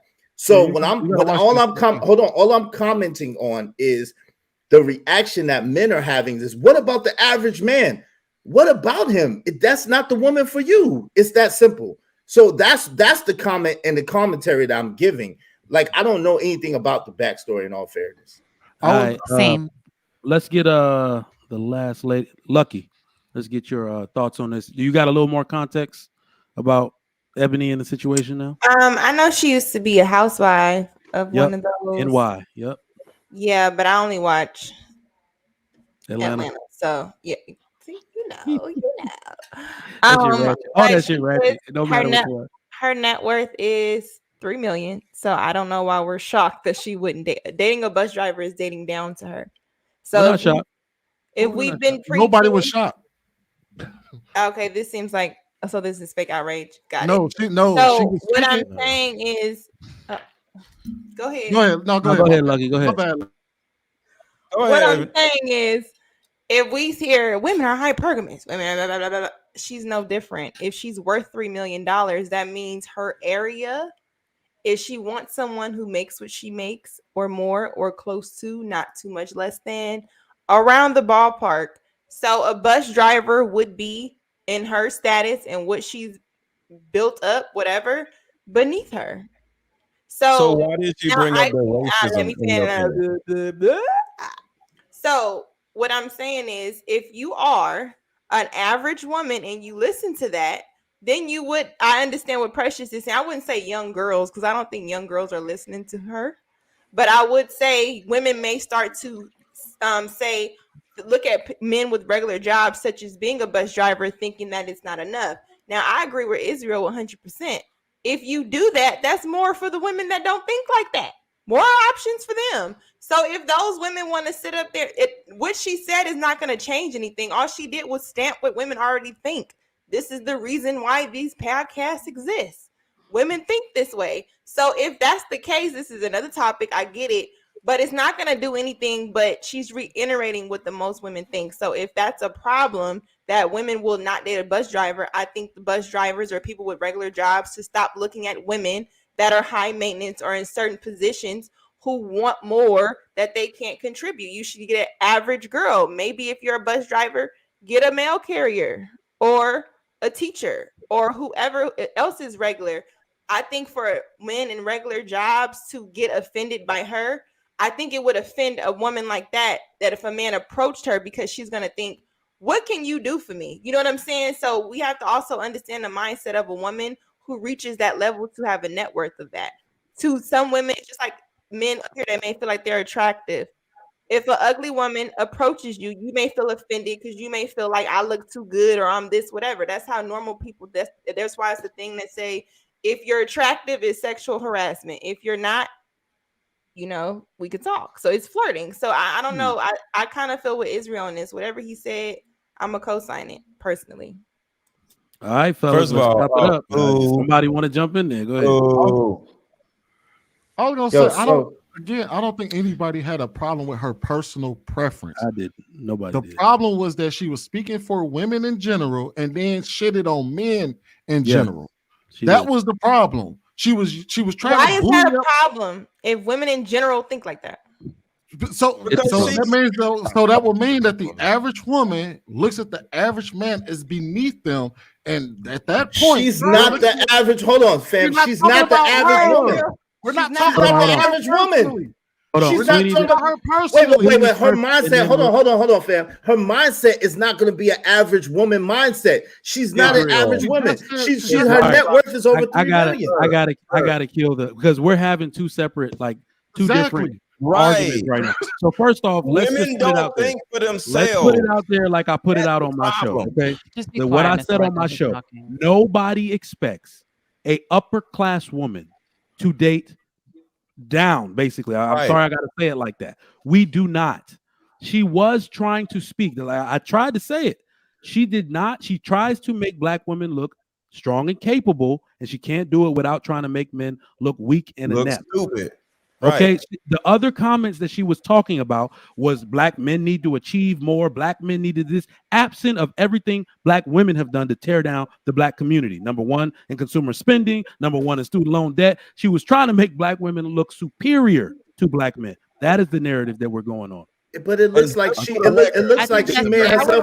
Wait, hold on, real quick. It looks like she made herself look like a fool. It doesn't look like she's being successful in her attempt, because if she has to go back, if she has to go back 3 times to explain her position, she's not that. Like they was even saying, I heard that for a lawyer, she's not that articulate. For a lawyer, she doesn't know how to state her case that well. So with that being said, she's only making herself look bad. She's one person speaking her own preference, her own opinion. She can't speak for every woman. So I don't understand. Speak for every woman. Women don't think for themselves. How? Women see one thing and they start thinking like what? You already know women don't think for themselves. Mr. Lego, are you sitting up here saying every woman you've been with, you had to think for her? Huh? So every woman you've been with, you had to think for her. You heard what she said. He sure did. You heard what she asked you. Go ahead. Now that's not exactly what I'm saying. What I'm saying is exactly what you said. You talk like women are just these. Lucky. All right, one mic. Women see what women are doing over here, and they start doing it. It's like monkey see, monkey do. So what you're saying is a little out of context. I'm looking at trends. So if women say we don't do this no more, like for example, Cardi B or some millionaire says we ain't doing this no more, other women who aren't Cardi B are going to turn around and say, yeah, I ain't doing it no more either. So that's out of context. That is totally not true. I think you guys are very misinformed about how many women do not follow a Cardi B. You guys use these things because you see things that are trending and they push it in your algorithm to say that this is popular. That is totally not accurate. A woman could be just as well as a good wife and turn off Cardi B when she get out the car. There is definitely a possibility that it does not matter that Cardi B is not the leader of all women today. That is not the truth. Now So you're if we're conflating. talking, You already know I'm not saying Cardi B is a leader. then why of did you use something I realistic? said If we're influencers, period. Rich women, women who have more than a typical woman. They say, ladies, we're not doing this. And so if it was that, wait. If it was that successful, why does she have to keep going back? Why does she have to keep going back? She didn't have to go back once. She didn't have to go back one time. She didn't owe nobody any explanation. So she that's what I'm saying. So if it was that successful, why would she have to? Israel, why can't I calm down a little bit, bro? You ain't even see the whole context of it. You the main person. You don't even know what's going on. I listen. I listen very well, and because I heard y'all say that there was 3 different interviews, and this was her 3rd time going back on Israel. Hold on, real quick, Clout. Did you get a full answer on this? I didn't really get a full answer. No. Go ahead.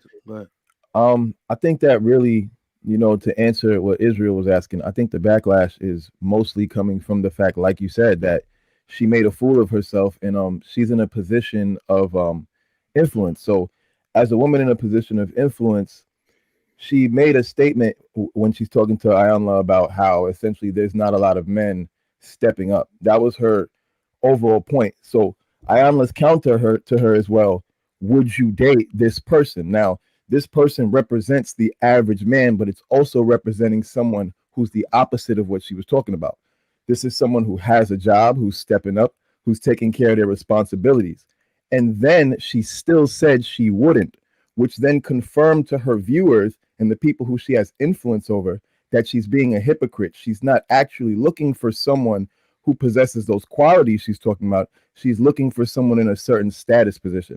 So I think really what the backlash is coming from is that I think this is one of the first times that women saw the hypocrisy, and it was so blatant that it was just obvious to them, and then they're calling it out as well. So that's why it's such a big deal. It's not just men calling out, it's women calling out as well. They're looking at her and they're like, yo, I'm disgusted that this woman that's been blessed to be in this position thinks this way about our men. Because then we now have to put a lens on it. Like if we've put her in this position of power or influence, and this is how she thinks, then the women are now thinking, wait, is this somebody that I should be following? Is this somebody that I should be being influenced by, because she has this disgusting attitude towards the very same men who influence these women's lives every day? These are these same women's fathers. These are these same women's brothers, their uncles, their cousins, and some of their husbands. But that goes against Mr. Letgo's point, because obviously she's not influencing them if they're going against her, going against her perspective. So that negates Mr. Letgo's point altogether. Thank you, sir. I appreciate that. I will say this though. Part of the reason why part of the reason why she had to double back and try to make three additional videos was because we spoke about it. Yep. If it wasn't for us saying something in opposition to what she said, she would have never made those 3 videos. She would have never said anything. She would have rolled off into the sunset. It's because we're having these conversations that she had to recant what she said to begin with. Even if she's saying that she stood 10 toes down, she's really not. She's trying to clean it up. She just she's trying to clean it up. In fact, on that note, I got a question for the men only. Men on the panel and men in the chat. I need you to answer this. If someone blew up New York City and you volunteered to drive a bus out of the city to safety, and Ebony K. Williams walked up to your front door on the bus, you opening the bus door or not? Let go. Yes, because I don't care. I'm going to protect her regardless. Because you know why? Women are children. So she knows not what she says. So I'm let on the bus.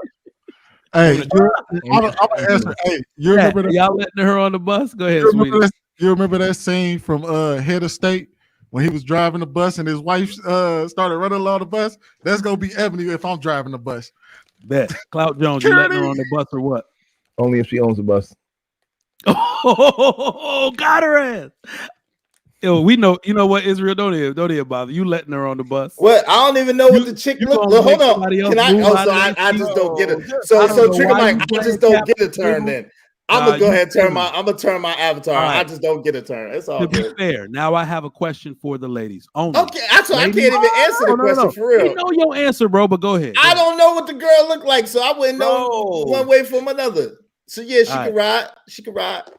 So, ladies only on this one, ladies on the panel and in the chat. Now that you've heard the discussion and you've heard everything she said, should she apologize for the statements that she made that have offended so many black people? Sugar Curls, you first. I think that anytime someone offends another, whether intentionally or unintentionally, they should offer an apology. Because sometimes we say things that we don't stop and think first. We don't stop and think how this can affect other people. We're only thinking about our own feelings. We're only concerned about how our viewpoint is validated.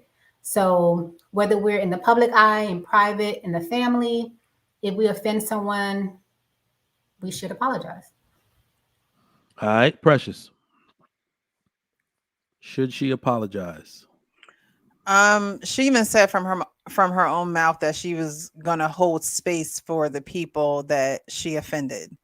I say when people show you who they are, believe it. That means when people show you who they are, believe them. Like, you know, she flat out said, I don't care about your feelings.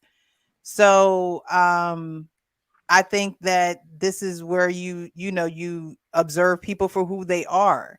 And for those who think that, you know, the younger women aren't going to be influenced, I believe that younger women are influenced. I do believe Mr. Lego when he says that women follow other women. That's a true statement to me. Women, it may not be you, it may not be any of these women on this panel, but women do follow other women because they don't have the guidance, or they've seen, you know, they see something and it's catching their eye and they want it, and because somebody else has it, and then they lose who they are and they don't know who they are. So I don't think that she should necessarily apologize. I think that people should see her for who she is, though. All right, Fantasy. Should she Island Girl is apologize? definitely following all the trends. Let's see. So Apology or not? she shouldn't apologize unless she's sorry, which y'all already said she doesn't feel that way. So I don't see the reason to come out and give these fake apologies. Every time people do it, it just makes them look faker. So she said what she said. You're not going to always agree with people. You're not going to always agree with people's mindsets. And I think we should stop shaming people out of telling the truth about the shit that they're feeling, because we all end up in these dumbass vacuums where we don't really understand the talking points, but we have to say it so that people won't think that we're monsters. We all think for ourselves. We're not going to think the same way. We're not going to have the same viewpoint. And instead of us trying to accept that and understand them, it's no, Shane, think like me, be like me. And that's just never going to happen. And I think before we try to police that up, we need to start policing up these drill rappers that are out here selling the dream that you need to kill, kill, kill, and catch a body. I think we should focus on that stuff and not, I won't date a bus driver. What did the drill rappers do to you? Wait a minute, you was doing good. How did you try to What turn the this? hell? You know what? Let's keep it light. Chanel. I ain't gonna let you trigger me tonight, Fantasy. We're gonna keep it light. I don't think she should apologize. It won't be genuine. Just like Fantasy was saying, and I believe Precious as well, it wouldn't make a difference. I do think that men should take notice of the women who co-sign these types of thoughts. These are the women to avoid. These are the women that separate the wives from the non-wives. And also, I don't believe that all women are followers. I believe weak women are followers. I believe the resilient wife-like women are the women who are saying, absolutely not. This is not something that I co-sign to. This is not something I believe in. Those women are usually in the shadows and people aren't paying attention to them. But I believe if you are looking for a wife, those are the women that you need to pay attention to, not the women you see on social media saying these things. So she can apologize all she wants. She'll sit with her $3 million with no man and be unhappy and old. Can I add this? That was my point, basically. So just real quick, we should appreciate when women or anybody lets us know exactly who they are. We shouldn't try to shame them into being something else, but we know where they are and where they stand, and we should appreciate that, and then we know how to deal with them. And the answer is don't. I need you to go and find my homie Israel Mills, because I don't know who the hell showed up tonight. Hey, yo, I don't know who I showed love up this tonight. version. This is me, It's baby. a pink. I I don't know what consistent. meds you took before I'm you got here consistent, today. fam. You I think triggering it's me, the man. pink shirt. I think This is not pink. This is magenta. This is Right, not pink. don't This come is at the magenta. color. Don't come at the color of his This is shirt. magenta. We okay? match it. We He looks me and very, Miss he Precious. looks very well polished in that Thank shirt. you. Me and Miss Precious real always match. I like that. I like Yeah, that. and look, the first time I came on, you had on red. I had on red. I don't know what it was. That is and true. the second time, I have on the same colors. Great minds think alike. Yeah, y'all cute. Y'all cute. No, cute is for baby butts and little monkeys, sir. That's how rumors get started. We're not gonna do that. It's Lucky's turn, sir. Why do you like talking over Lucky? It don't matter. They gonna talk every time. Just skip me. Go ahead. I'm just here to sit. Nah, go ahead. Go ahead. No, Should Lucky, she go apologize? ahead, girl. I don't think anybody should apologize if they're not sorry. I'm definitely not apologizing for my preference. I don't care who gets offended. Men all the time say they don't like fat women. They don't like the Lizzos. Should y'all apologize for offending her? You wouldn't dare. So no, she shouldn't apologize because the bus driver is offended. She doesn't catch the bus. Okay. So They she shit will on never little be a booties bus every driver. day on this on this site too. So what's But- the difference? but All right. You A lot offend of us women in the every chat- time you do it. I do They think were- that Go ahead. I do think that with an apology, sometimes it's not you give an apology because it's offensive when you're a public figure. So I think you should be mindful if you are trying to be heard or in that spotlight. I think it's owed for your image if you care to, but no, I don't think that what is she apologizing for? You would have to be sorry to apologize. All right. I'll accept that.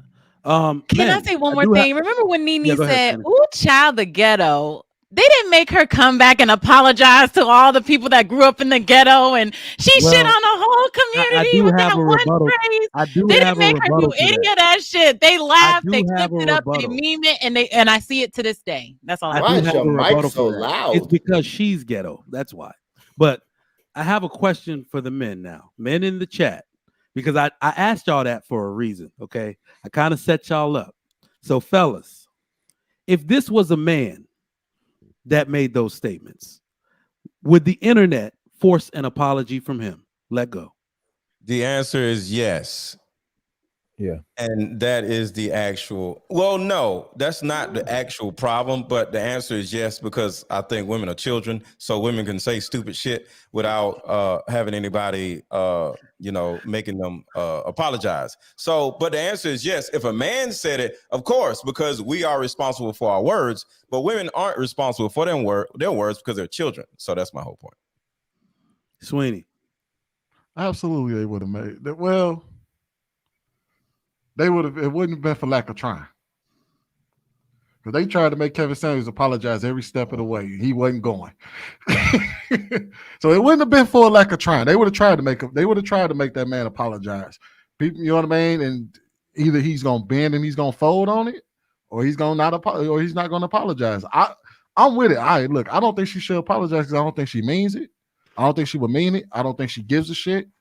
I just think I agree with this is what I do agree with Israel on. See her for what she is. Recognize the women, especially the women in the chat. I know y'all see them. Recognize the women who agree with her and keep it pushing. Y'all know who these women are. All right. Clout Jones. Yes, clearly. I definitely think that a man would have gotten backlash rather. Yeah. I mean, we've seen countless occurrences with people like Kevin Samuels where they've been called misogynists simply for suggesting that, a wealthy man would rather date someone younger than someone older, or rather someone who doesn't have kids over someone who does have kids. So absolutely, I think the backlash would be much more intensified if it was a man making any statement about a woman at all that didn't seem favorable. All right. Israel. So I had a quick question. A thought came to my mind, and humor me if you will.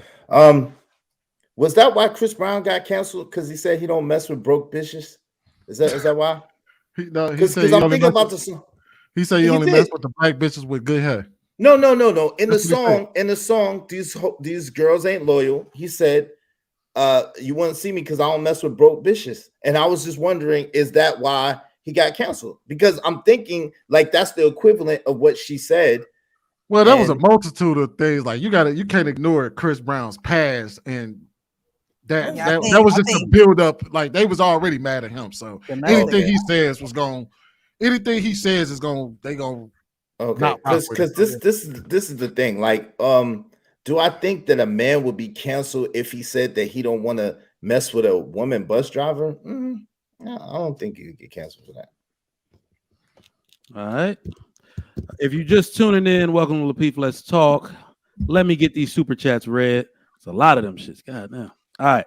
Eugene Steele, $5. If a blue collar black man wants to be mediocre, he would not be working at all. Working as hard as he does. He's working for a raise or a promotion, as most men are. Well said. Crypto NY, $5. Colorism, light skin, dark skin, doesn't belong in every conversation. I think he was talking to me. I don't know. Mr. Ridow, $2. Check out her comments on fertility on The View. Trucker Yale, $2. Israel. Salute. Trucker Yale, $5. Chanel, you're looking good. The hair sugar curls. My wives and daughters love your stuff. Much appreciated. Dub Will, $5. I agree with Israel. Stop trying to change people. If they have a dumb mindset when it comes to relationships, let them wither on the vine. Orissa Michelle, what's going on? $5. Ebony broke off her relationship with her boyfriend because he wanted to spend time with his children during the pandemic. Is that true? Oh, she the devil. Oh, yeah, she's trash. Victim Olympics, $2. Move to the back of the bus. She sure will. Trucker Yale, $5. Israel, I respect you, but it's not thousands. It's millions of women who literally are teaching little girls from ages of 2. This is why it's an issue. He turned on that quick. Those are the facts. Spencer Campbell, $10. Trigger Mike, KS had a show you should review. The show was the 7 archetypes of women men should be aware of. Yes, the lawyer was number 1. Shout out to Kevin Samuels. I think I saw that episode, as a matter of fact. Wasn't a teacher in that. It was teachers, lawyers, nurses, hairdressers. Yeah, I saw it. Big Ant, $10. Trigger Mike, respect my bruh and let go if you wear one more red shirt. Enough, bruh.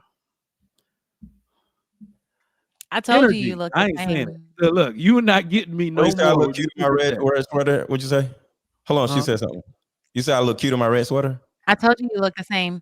So dig big energy. Oh, there you go. Why? Never mind. I'm not gonna say it. Yeah, Cleveland that's on purpose. That's on purpose. The Cleveland bus driver enters the chat. Zam Yao Jackson, $5. Ebony is degrading black men to bag her next non-black rich man. He is insecure because she spoke for all black women, not alone. Simple self-hate. I like it. Facts. I like it. Practitioner, $2. What is the mission of said bus driver? To get to the next stop. Oh shit. Yo, Israel. So, all right, that was funny. That was comedy. Hey, no, that was funny. All right. Cue the laugh. I'll be here all night, y'all. I'll be here all night. Saying I'm hungry, can you feed me? Then saying, like in Martin, I don't eat no damn tuna. Marcus Evans, $2. Ebony's mindset is very dangerous to young women. Agreed. Greatness to work, $5. I know a couple who both work at Quick Trip gas station, own houses and land. They are happier than many who make 6 and 7 figures. In the country, in like the Carolinas, bro, in Georgia, I see that a lot. Chike Auto, my man, $5. Israel, you need to listen more. If you do not watch the previous video, be quiet. She is not asking for herself. She is talking about women, Israelite. Ismailite. It's an Ismailite. Well, y'all set us up then. Y'all asked for our opinion on this thing that we didn't have in-depth knowledge on, and then y'all were like, well, let me school you because I already know all the background. Like, wait, Fantasy, listen. I responded on the video. We gave our perception. I literally responded on the clip that we watched. and turn Exactly, around and say, is. I "No, agree with you, didn't see is. the video, Mr. but Lego, this I is didn't what need I your think about the opinion video." afterwards, Mr. Lego, sir. I I was literally actually on the just clip. speaking Hold in on. general. And Mr. Lego, I literally responded on the clip that we just watched. That was what my response was off. That's why I thought we was watching the clip. Pardon me, because I'm slow. Sorry. All right, let's get It's the super okay. chat Your own done. people turning on you in the chat, though. It's You all heard us good. It's more. all They love. did. They did. $20. Trigger Mike. I think the Yanla video needs to be shown for the speakers that don't have full context. Israel. Big Thank you Ant, so much. $10. Mike, I'm not going to let her on the bus, and I'm going to open the door and kick Let Go off the bus. Damn. Trucker Yale, $10. Kevin Samuels had a conversation with a female bus driver. She literally said, he make 500K. We gonna Hell no, really he act gotta like this make 500K. mindset isn't a majority of our own women. TV sisters on BET show. That is facts. All right, y'all. Appreciate it. Thank y'all for the super chats. Keep those coming. We got an all-star panel and more hotness coming up. I see 300 likes and like 950 people in here. That's disrespectful. Get those likes up right now. We need 500 likes for this fire we putting upon y'all tonight. We appreciate the love, and let's keep it going just like that. What is our next topic? All right. So our next topic is relationships need the balance of masculine and feminine energy. I think I'm going to like this one. All right. Stay tuned. Moment. Let's say she's in her masculine right now. All right. She's getting rough. Well, meeting her with more masculine is probably going to only make things worse. Yeah. This is the time for me to be compassionate. Go to her, hold her, calm her down, bring her peace in that moment. You see? Because we need to balance each other out. Same thing on the flip side. If I'm all heated and I'm extra passionate, and then my woman now comes with that same energy, that's it. Now we're butting heads. This is her moment to say, no, let me now be the one to soften the moment up, bring that sweetness in there, and everybody calms down. So it's learning how to feed off of each other and recognize, okay, they're over here. Let me bring it back over here. And now we can work from that point and we're both good. I am not going first because I'm about What in the first hold on, wait. Did he just justify being feminine sometimes? Is that what he just said? He just said sometimes you gotta be feminine, you gotta hold and you gotta let your feminine side just come out. Is that what he just said? First and foremost, man, if you I ain't don't just wait, hold on. Why he keep talking over me? I want to go first. I want to go first. Go ahead, Israel. I'm gonna let you. I want to go first. We're going Israel, Clout, then Sweeney. Go ahead. Okay, so what in the hell is going on here? No, sir. You should never, ever, ever, ever, ever, ever get out of your masculine frame. You can be gentle with your woman and still be masculine. You can be supportive with your woman and still be masculine. You can be loving even to your woman and still be masculine. My assertion is you should never, ever, ever be feminine, ever. That's it. That's all. I agree with what Israel said. I feel like we have this thing that we do in society where we keep trying to somehow make all type of kind or compassionate like personality traits somehow attributed to femininity. Like somehow a man can't be kind, a man can't listen, a man can't be compassionate, a man can't be supportive. Like that's completely ridiculous. I feel like he wasn't discussing a male, masculine and feminine dynamic. He was just simply saying one person can be hot and one person can't. Basically, one person can be aggressive, one person can't be aggressive. I would maybe even go with one can be dominant in the moment and one can be submissive a little bit in the moment. I might kind of take that a little bit, not really though. But when it comes to like masculine and feminine, it's like that's not what that was. We're just saying, look, if one person is heated, the other person got to be calm. If the other person's heated, the other, that's fine. Like, but all that extra stuff is kind of crazy. I don't agree with it. Yeah, right, oh, my bad. What happened? What happened? Someone said I don't know. But I thought Mike was coming back in. But that's what I took from it too. But we have to be realistic as well. For the most part, will a man come out of his masculinity? No. I've seen it growing up. My dad did not come out of his masculinity. However, there are times, there are times where he has lost a family member, or, things may happen at the job, or my mom's going through something where they do have to balance each other out. there will be times where you will have to balance it out. I don't think that a man should come out of his masculinity. I think he should just have that. That's just part of being emotionally aware or emotionally intelligent, knowing what your person needs. It's not about society. It's not about the world and how they view what you should be doing in your relationship. It's about you knowing your person and knowing that, if she's a little agitated or frustrated or sad or mad, I need to be able to be aware of that and know how to approach her or know how to comfort her or know how to guide and lead her. And that doesn't always mean that I need to go in there like boom, boom, boom, I'm the man, all the time. I could, say, maybe she needs a kind word right now. Maybe she just needs a hug. Maybe she needs, because everyone carries masculine and feminine energy.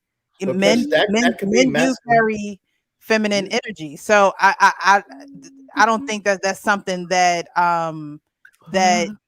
it's biological. We all have feminine and masculine energy. That's We some do. bullshit. That's a feminist bullshit. Listen, a man giving you a man showing you love and giving you a hug and being gentle with you does not mean that he's being feminine at that time. That doesn't mean that. That means he's loving on you and he's being a good husband to you.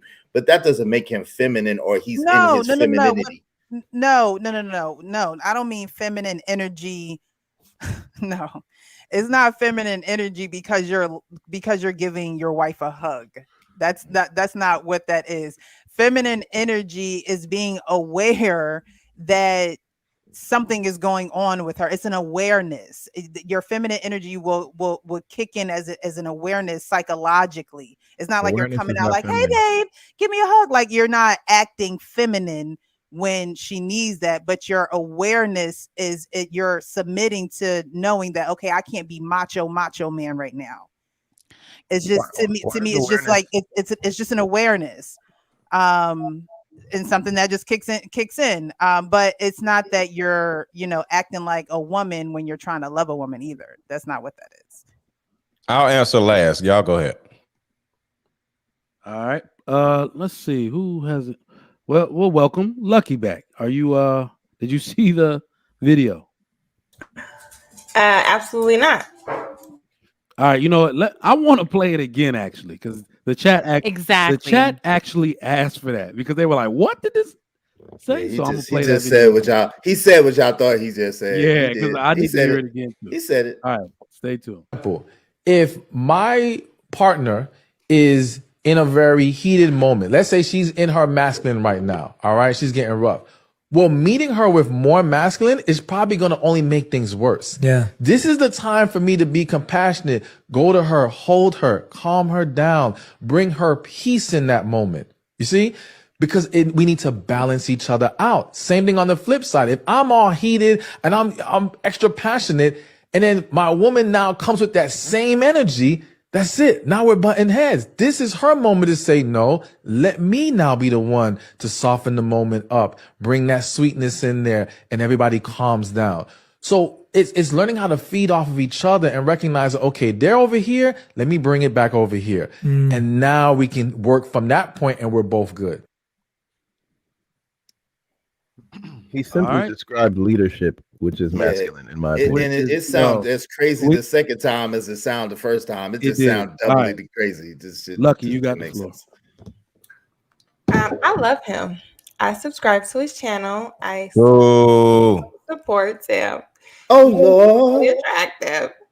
No, but I think that he's correct. I think any man who is used to dealing with women understands that if you want to control that woman, you also have to understand you can't do everything from the same tone. There's ways to kind of get through to get that said woman to get back on track, balance her out. That's the point. That's the purpose of yin and yang.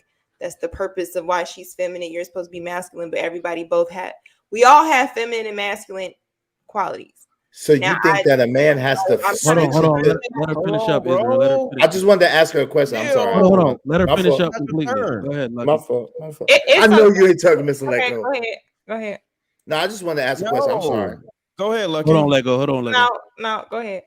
Now, I just wanted to ask, just clarify, does that mean that a man has to switch into his femininity in order to address those needs of a woman? I mean, if that's how you want to identify it, if you want to be a much softer, if you have a woman that you love and you see that she's in a certain state and whether she's emotionally all over the place, if she's having a breakdown, yeah, you're supposed to approach her with the way of some sort of compassion for your woman to be able to hear her, how you can guide her through her emotions. You can't just say, hey, what you doing? Like that's a part of dealing with a woman. So if that's what's called feminine, then yeah, you should tap into that. No, side. but that's the assumption. That's the assumption that compassion. I didn't assume you asked me a question. Wait, well, no. But what I'm saying overall is that compassion can't be masculine, or that you can't be gentle, or you can't be not as rough and still be masculine. Like you could be gentle and compassionate and not be feminine. That's not being in your feminine. A man if you are compassionate. Now, if you identify being compassionate with feminine, then I guess the person that died on the cross for us, whether you believe it was feminine. No. That's the act of love is always going to be soft. Now, his assertion. Wait. No, we're going by the video. And by the video, he literally said, he literally said that his wife was in her masculine, and he had to come and be the opposite, which is the feminine. I mean, he implied it, right? No, he said he's not going to meet her with more masculine. Exactly. So what? He did not say he implied it. That's what so that's feminine. So Lucky, did we get your? And we let people finish, bro. Like, yeah, Sweeney? we gotta let. Leko? We're gonna do. Not talking about that. All right, for the rest of the Look show, at the kettle let pulling somebody the pot. get their complete response off, y'all. Let somebody get their complete response off, please. We're getting complaints in the chat. We got to do better. All right, so let's get. Let's see, Chanel. We're gonna get you in there.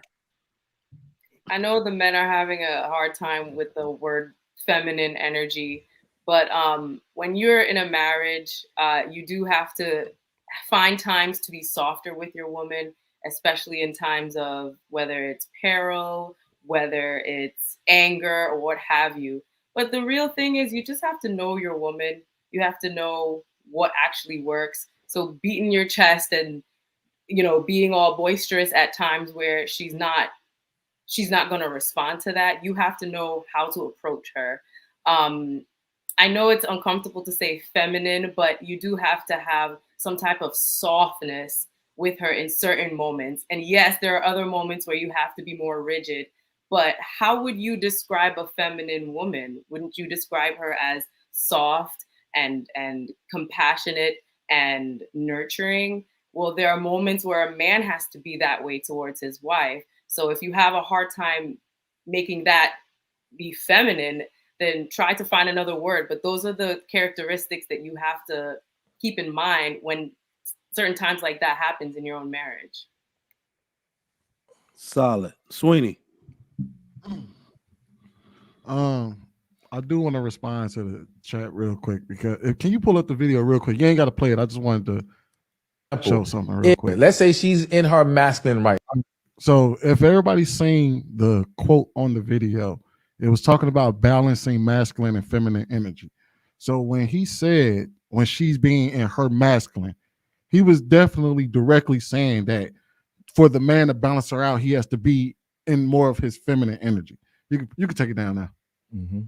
So Israel is right in that sense. And I get what he's trying to ask. He's saying, is a man doing that considered being in his feminine energy, or is that him being a man that's just simply compassionate? So I don't think he necessarily disagrees with any of the women on the panel where they say, hey, look, he's supposed to be more gentle with his woman when she's hyper or something like that, or that he should provide a sense of stability in that moment. I don't think he necessarily disagrees with that. I just think that he has a problem with it being considered feminine for a man to do those things. Am I right, Israel? Yeah, because it's like all the example that they keep. I know he was going to hold say on. more than yes. Hold on, fam. He asked me a question, Leko. Really? Now this is what we're doing, Leko. This is what we're doing. As much as you interrupt, as much as you talk, fam. And listen, so basically, I have an issue with people when the women keep saying, "Well, yeah, you beating your chest." That's not the only attribute of masculinity. Compassion is actually an attribute of masculinity as well. Sweeney, you was done? Go ahead, Cloud. actually You respond- actually up next. Sweeney ain't done. That's Sweeney not ain't done. something that's considered. That's not. Sweeney Compassion wasn't is not something done. that's. Go ahead, Sweeney.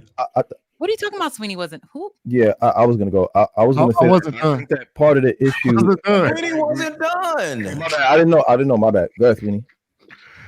But no, to actually answer the question, I do believe, and I'm in agreement with the ladies on the panel, is that yes, I do agree that when you are dealing with someone that's being, you know what I mean, overly emotional, things like that, you need to be able to come in and be able to balance and calm that down, because to come in with that same type of energy is going to create a different set of problems.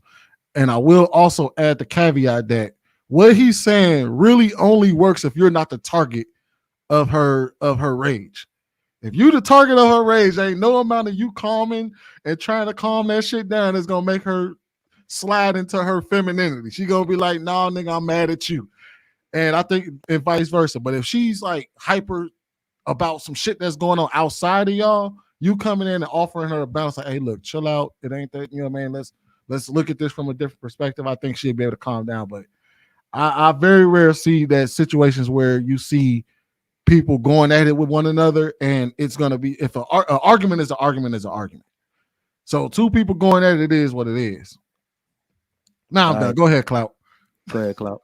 I was gonna say, like, the spirit of what he's saying, I think is correct. Like, I think what he's trying to say is correct as far as like, look, if your woman is coming with this masculine energy, what he's describing as masculine energy, I think what he's describing more so is aggressive energy, right? If she's coming with this aggressive energy because she's upset, you don't want to meet her with aggressive energy. But a part of being masculine is having your emotions regulated and being able to stay calm, right? So what he's describing as balancing by putting himself in the feminine, what I would call it is actually putting his woman back in her feminine. Because right now she's acting masculine, she's all aggressive. So by you calming down, lowering the tone, pulling her in close, showing her love and compassion, to me, that's actually the masculine thing to do. To me, the feminine thing to do would be to raise up the aggression and also become emotional. So I think that what he's saying, that again, the sentiments of it is correct, the spirit of it is correct. Obviously, a man should be compassionate and loving and caring towards his woman if she's upset. But I think the description of it is dangerous, because that type of description of it helps to lead to toxic masculinity.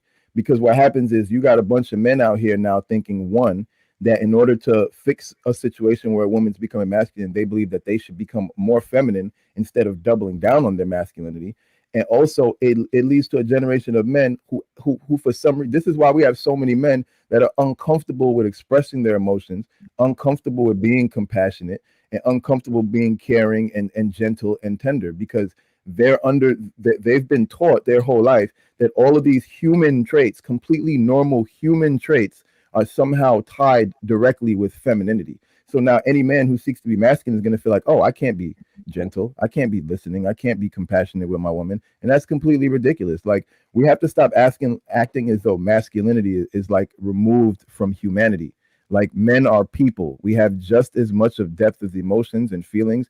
And the whole point of being with a woman is to express love, which is entirely emotional. It's a feeling. So I think that's more so what Israel is talking about. Like, we keep framing these completely human characteristics as somehow feminine, and a lot of guys are not going to be able to get along with that. So I feel like, again, what he's really advocating for is to double down on your masculinity. If you're in a situation where your woman is in her masculine, you need to be a more solid version of that masculinity. While she's presenting that aggressive masculinity, you have to be that unwavering, stable masculinity in order to put her back into her femininity. But if you jump into your feminine, I don't believe it will be effective at all.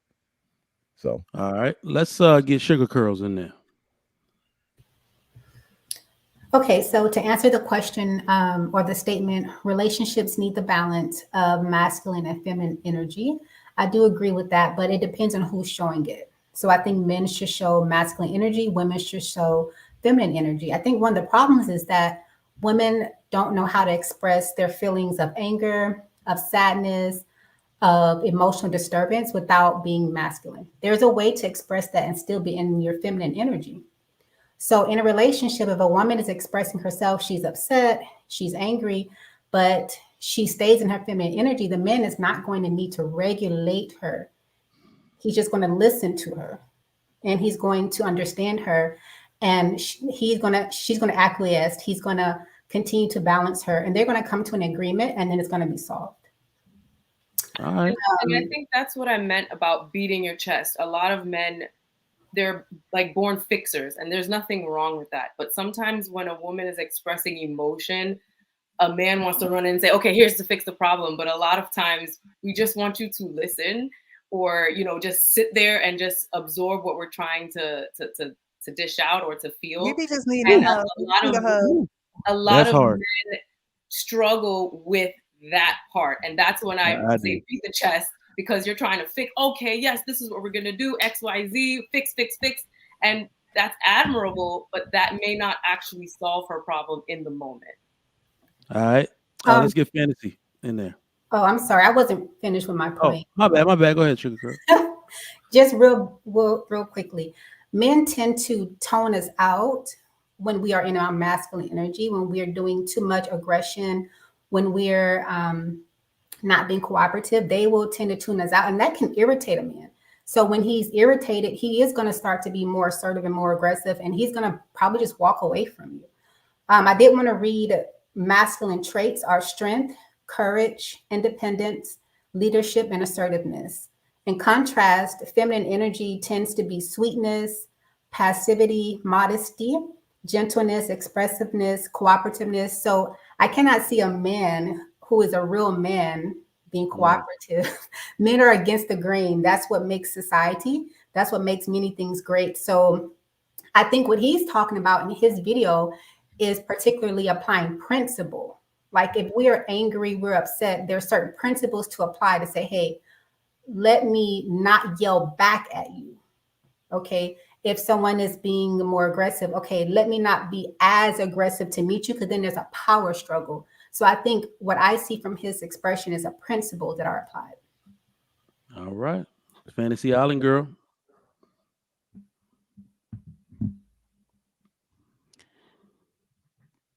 So I think there's a fear of Black men that if they admit that everyone has masculine and feminine traits, they're going to be seen as what is it called? Zesty. So instead of accepting that everyone has masculine and feminine traits, and while you're experiencing, and these traits were created before us, before all of us were here, and they used them to describe the two genders. And I know we're working really, really hard to make it seem like we're all exactly the same, and there is no difference between men and women and trans and blah, blah, blah. But originally, these statements came out when there was a difference. I understand now it's not the same. So maybe there is no masculine and feminine. We should stop using those terms. But when those terms came out, that's what it was applying to. And it is not a problem for a man to accept a feminine trait in the moment to get what he needs to get, to resolve conflict. And the more tools you have in your toolbox to tackle a problem, the better off you will be. If you only have one way to solve something, if you only have one route to go about it, it's going to pigeonhole you.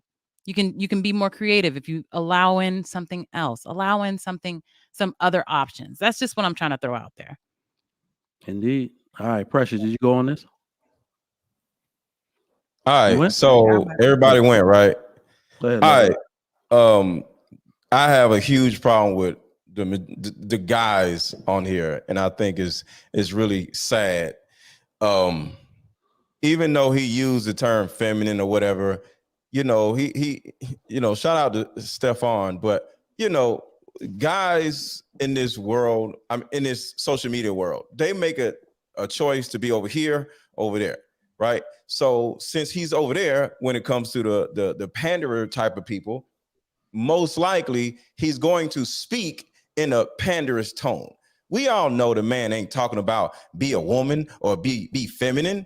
He's just saying, your feminine energy or whatever. So with all that being said, I totally agree with him, because to be honest with you, if you think about it, about a month ago, the video that I did about treat a woman like she's a child was literally everything he just said. I'm not going to say he took my words, but he took my damn words and just changed it. So everything I said Oh my when it comes gosh. to Who raised treat you? women like a child, I literally said, when your woman is at you and all the masculine energy, remember I said that? She's like, you did this, you did da. Instead of looking at this woman as an adversary, you turn around and look at her like she's a child. And how would you treat her if she was a child? You'll look at her and be like, oh, damn, what's wrong? Calm down. What's wrong? And you'll slow down and you'll literally listen to her. So it's not necessarily being feminine or being a woman. It's actually being her father. And speaking of father, I want to say this, Israel, calm down, bro. I'm calm. What you talking about? You talking? I didn't say nothing. I'm calm. Speaking, you keep doing this. Yo, that's to say I want to go next. I got you. Speaking of father, I went Are you into being in your feminine energy? Is that what you're doing? Are you in stop? your feminine? Are you in your feminine right Finish now? up, Lego. Is Finish that what's up. happening, Mr. Lego? Bro, can you mute him? Like, shut up. So look, I just went in my feminine energy, 3 days ago? Because I just found out my dad was still alive. Because my cousin, when I grew up, found me. And he told me all this shit about my family in Philadelphia. Guess what? I cried. Did I go into my feminine energy? Yes, I did. You can call it whatever. But yeah, I cried like a damn baby. So the bottom line is, men, and to the men in the chat, watching this, y'all got to stop this alpha male bullshit. We are human beings and we have masculine and feminine qualities. So whether you want to call it this or whether you want to call it that, it is a feminine quality and there's nothing wrong with that. We're people. Stop acting like we these Neanderthals and shit. I got Sweetie, you went on this, right? Yeah, I went on this. All right, I got to give my answer because I disagree with everything that Lego just said. I mean, so bad. Y'all are gonna make me sound like a full-blown African. I can't believe I got to do that shit tonight. Let's give the definition of femininity, shall we? Qualities or attributes. Can you do it in your accent? Can you do it in the accent? Qualities or attributes regarded as characteristics of women and girls. Femininity are qualities or attributes regarded as the characteristics of women or girls. Men should not be behaving ever. In fact, let me not even start there because I got to take this all the way to the borderline misogyny side. Never in your life should a woman step out of her feminine frame to address her man. We got to check that at the door first. You don't need to escalate the situation as a man by being aggressive, but you need to take control by being assertive. Being assertive can even mean leaving. That woman does not, you step out of that frame once. I'm going to ask everybody on the panel, and I want to see who gets it right. Practice makes what? Perfect. Progress. No. I would say. No, not progress. Practice makes habit. If you allow her to practice being in her masculine energy, if she gets to raise up like that and yell at you, she's going to do that shit to you for the rest of your life. Hell no. Never in her life should she raise up at you in her masculine energy. You check that shit at the door or you go find yourself another woman. Stay in your femininity for the entirety of your life, and that is how you are meant to address all men. What are we talking about? We will not accept disrespect and then tone ourselves down in a docile manner to acquiesce to the woman's demands. That is not how men operate. When men are being men, women know better than to do that shit. I cannot believe I did not hear that on the panel tonight.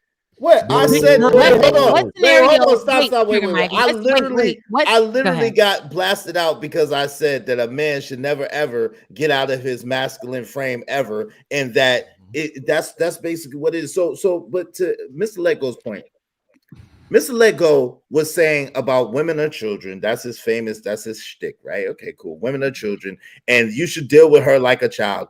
Well, if you are the parent and you are the parent, then that is an authoritative figure and also a masculine trait, my boy. So when you keep talking about this feminine energy, nah, son, you staying in your masculine period. That's what I'm talking about. Yeah, I when I found out about my dad. But you was feminine when you was just retorting to me. I want to add compassion, crying, showing concern for your loved one is not feminine.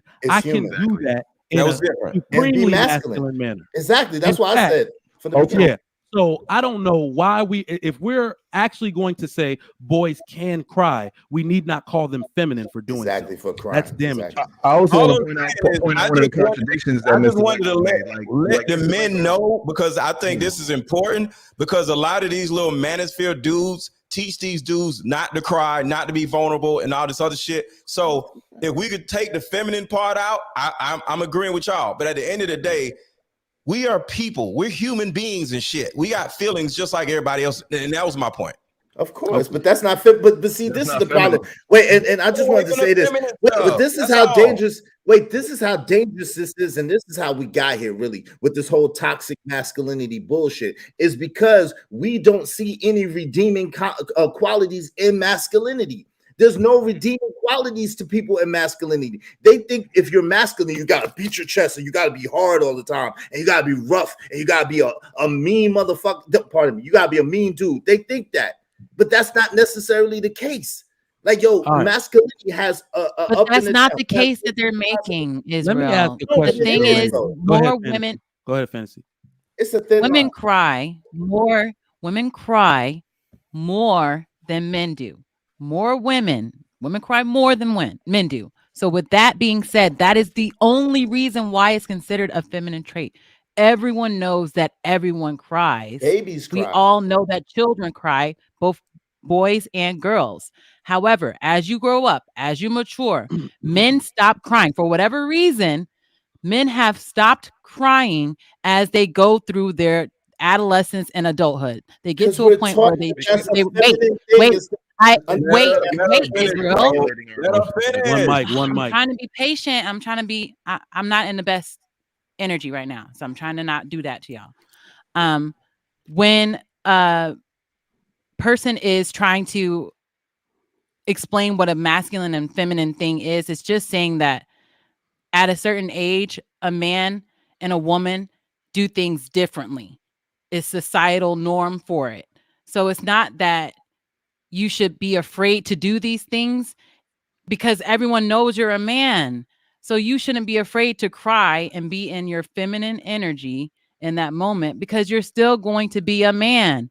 You shouldn't be afraid to show compassion, which is considered a feminine trait, because we still know you're a man. There is no reason for, and just like women, when we need to turn that masculine energy on, not to a man that is our man that loves us, but to somebody that is trying to harm us, like literally attack us, we will use our masculine energy. We're not going to, please, sir, don't do it. We're not going to do that. So there are times where we go into the other side, and it is acceptable, and it doesn't change that we are men or women. It is what it is. Let me ask a question to the ladies, and I'm gonna start with Lucky. Can you describe to us, just to put this in better context, can you describe to us what it looks like when a woman is exhibiting masculine energy? What does it look like to you? What does that mean? No, but I better not interrupt her. To simplify it, aggression, misplaced aggression. I would say if she is a person that has a problem with order, direction, she has to always be in control and of every single thing. She is definitely taking the role of what a man is supposed to do. I would say that's her being masculine. So aggression isn't always necessarily your voice. It could be your demeanor. It could be your body language. It could be a facial expression. Just like feminine does not necessarily mean how you're talking. It could be his demeanor. It could be his mannerisms. The way he says certain words, he might put an S too long on some words. I mean, it's a lot of things that could be very feminine for men. Men arguing with women constantly can be very feminine because men don't argue with other men or it's a fight, right? So if they are catty and men gossip, they do things, they very feminine. So, I mean, if a woman is being masculine, it's going to be whatever the opposite of that. It's going to be, they would say a woman driving trucks is masculine. You know what I'm saying? Certain positions is considered masculine because it carries a demeanor. So, I mean, just to simplify it, that's what it is to me. All right, Precious, what you got? I mean, she kind of Lucky done said everything, really. It's just when you are trying to be in control, when you are more so of a doer, rather than just being. you know, Lucky said pretty much, you know, is out of order. That's what it is when she's masculine. She's out of order. Okay. Yeah. Fantasy, you there? Or she took a break? We'll come back to you, Fantasy. Are you there? All right. You can either because Lucky did kind of give an all-encompassing answer. If you would like to, can you give us in fact, you might be a good person for this. Can you give us an example when you stepped out of your feminine frame kind of by accident? You might have seen you was outside of yourself, right? But what did that look like? Masculinity on a female. Tell us about it. So in basic training. Yeah, that's why I said you might be a good person. Everything I did was too girly. And they felt like I wasn't gonna fit in. I wasn't gonna acquiesce, I guess. But when I called Cadence one time, the guys decided that was masculine. That the way, because I was modeling my drill sergeants who were men. So yeah, I called Cadence one time and they're like, "Oh shoot, she got it in her," and I was like, "Oh, okay, I guess." But I don't know. That's what's up. That was the big moment that I saw that a bunch of men actually told me, "Oh, that was masculine." Oh, yeah. You kind of I was the cadence caller, boot camp, A school, C school, and that's real weird. So they let. Have you noticed they always want the black people to be cadence callers?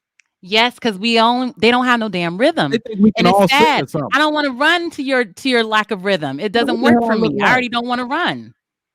We should let Mike call the cadence because I think it's because of our voice. We just kind of it sounds better. Deeper voice. Yeah, I don't know. I don't get it. All right, Chanel. It sounds prettier. What does masculinity look like on a female? I don't think women do it that well. I think it can turn into like a perverse version of masculinity, but I do think it is control in a very aggressive way. It can be showing leadership, but women who are being overly masculine tend to show leadership sometimes, not all the time, in a very overbearing kind of way. So I don't think women are good at being masculine in the true sense of the word, but I do believe that it's more of a control and just trying to overcome someone or something in that type of manner. All right, Sugar Curls, you got anything to add? Yeah, that's an interesting question. Initially, I thought that a woman could show more masculinity, not just to a man, but to other women as well. We have to look at that point because in this case, she may be rude. She may be disrespectful. Her tone, she doesn't have manners, constantly interrupting, constantly raising her voice, arguing. I was always told that a feminine woman is a discreet woman as well. She knows how to use wisdom, which is using your knowledge to make proper decisions in the appropriate circumstances. So a lot of times women who are more masculine, they're all over the place. They're not using their knowledge in a wise way. And then also one of my biggest things, and this is what I tell my girls, is questioning authority. Like there's a way to communicate without being insubordinate.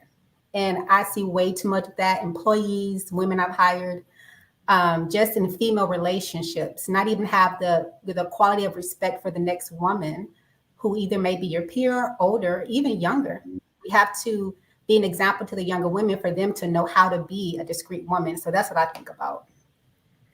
I'm glad I asked that question. Those are excellent answers. You want to know what? Can I ask her a question? Sorry, go ahead, Sweeney. You want to know what a perfect example of toxic masculinity is? Masculinity on a woman? Masculinity on a woman.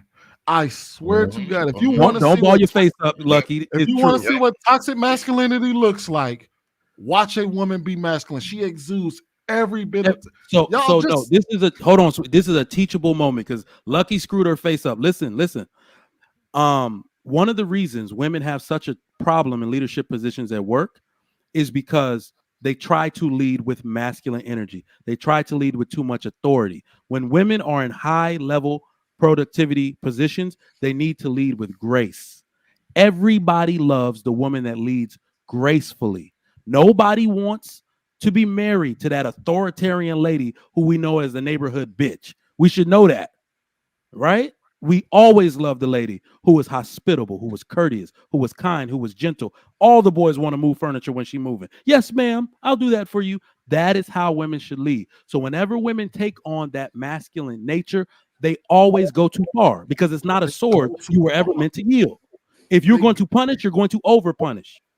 If you're going to yell, you're going to over yell because it's not a tone that women typically are supposed to take. So I think that's what he means by toxic. Let me add something real. Hold on, let me add something real quick. This is a perfect example of a feminine woman getting the attention of people around them, right? Lucky just had a look on her face. Lucky got them big old eyes, and she just had a look on her face, right? And it got everybody's attention like, uh-oh, why is Lucky looking like that? That is really all a woman has to do. She ain't got to raise her voice. She ain't got to get into her masculine. Your favorite teacher, most likely for all of you, was feminine as hell. And she can walk down the hall and be like, okay, guys, what are y'all doing? And you know why we all listen to that favorite teacher? Because we did not want to, disappoint her. Yep. It's not about a loud, overbearing teacher or a loud, overbearing woman. A woman can just sit back and just look at you like this and be like, next thing you know, you're like, damn, what'd I do to her? What's wrong with you? And then boom. That's what a feminine woman is supposed to do. A look on her face and a gesture. That's it. I like that one. Let go. All right, we got to get to these super chats. Anybody want to read them for me? I'm having trouble with my eyes, man. I've been looking at the screen too long. Sugar Mike, I don't know if you've seen that. I asked if I could after this. Israel want to talk, so let him read them. Yeah, no, I don't know. I don't want to read the super chat. Hold on, I don't want to read the super chats, but I did want to offer something before we moved on. I put it in the back chat. You real funny, Let Go. Shout out to you. Yo, I looked it up. I looked it up because something kept coming to me, right? Compassion is a very masculine trait. And the reason why compassion is a very masculine trait is because you have to be in a certain position in order to show compassion. Compassion is a pity, you know what I'm saying, to somebody. So when y'all was saying that, I looked it up and that's what I wanted to offer. And that's what kept bothering me about this whole thing about compassion. Yo, compassion is thought of as feminine, but is extremely masculine because you have to be in a certain position in order to show compassion. That's it. That's all I want to offer. Women are typically not compassionate. Okay, all right. Women are typically not compassionate. So let's move on. Where are the super chats? Women are typically not compassionate. You reading fantasy? You reading? Thank you, men that they view as beneath them, because if they had compassion, then they would want to date men that they viewed as beneath them, because they'd want to make it equal. So that's actually something that men do. A man is likely to find a woman that's quote unquote beneath him and bring her up to his level, because men are naturally compassionate, women are not. I like that. Fantasy, you said you were reading the super chat? Yeah. All right. I was going to say cooperative is also. Bruiser. Hey, Bruiser. What's up, family? Miss you guys. We miss you too. Trucker Yale, $10. Thank you. He said, that's because Lizzo can't fit. He said, that's because Lizzo can't fit her ass, can't fit on bus, and can't really speak they mind. You're really bad at this. On national TV, even Steve Harvey said if he speak his mind, he will lose his career, which is very true. But Don't make Ebony K right about us. Jesus, autocorrect. Type the shit out of that. Trucker Yell says this is a Steve Harvey gotcha moment. Insane. Wait, Fantasy. Can we go back to that last super chat, the other one? This is the problem that's annoying. That's because Lizzo can't fit her fat ass. Meanwhile, his picture, he looks fat. His fat ass. With his fat ass. Like y'all just with his fat ass. Okay, moving on. So to go, we don't judge each other by the same 1 metric. Peter 3:7. 1 Peter 3:7. Sorry, Christians. No offense. 1 Peter 3:7. You have to understand that the woman is the weaker vessel. Consider that when handling them. Don't become feminine. Be masculine, the leader. Handle it appropriately.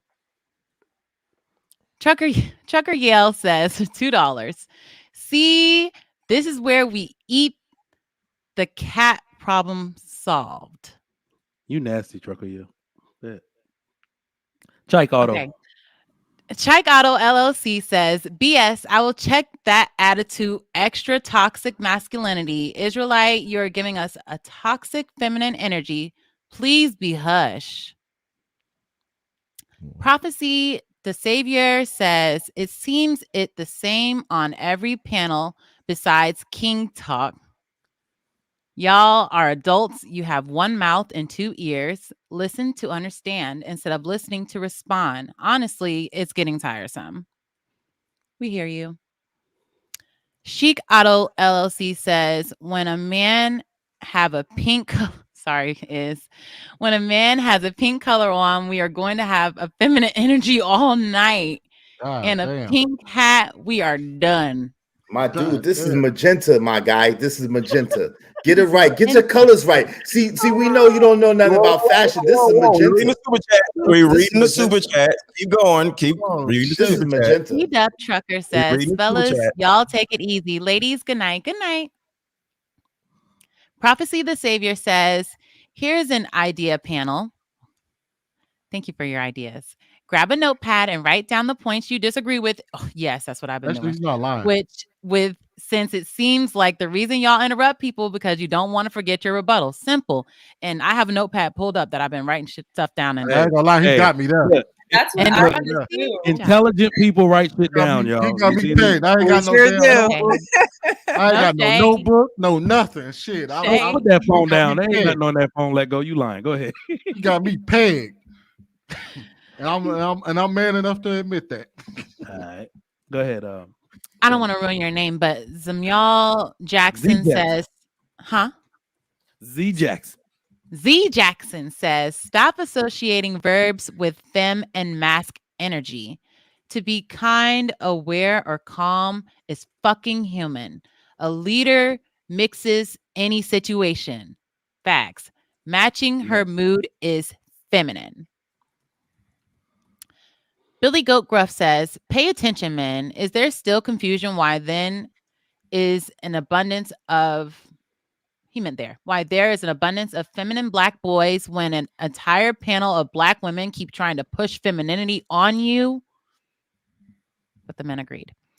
Chic Auto LLC says, Israelite is cooperative.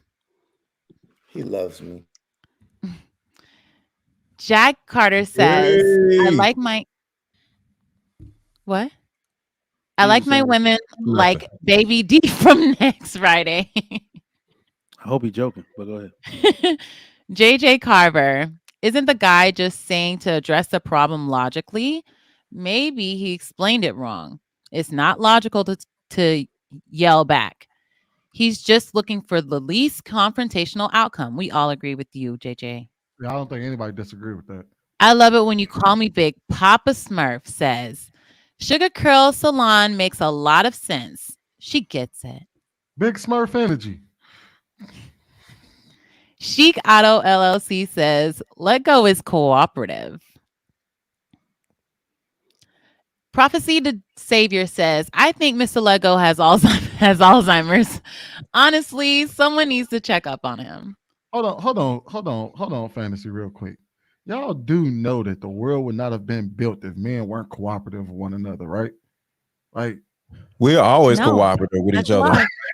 Y'all are all let's let him bask in his ignorance. Let him bask in his ignorance. Cooperate with one another. Like laws that men created laws. Laws are protocols for cooperation.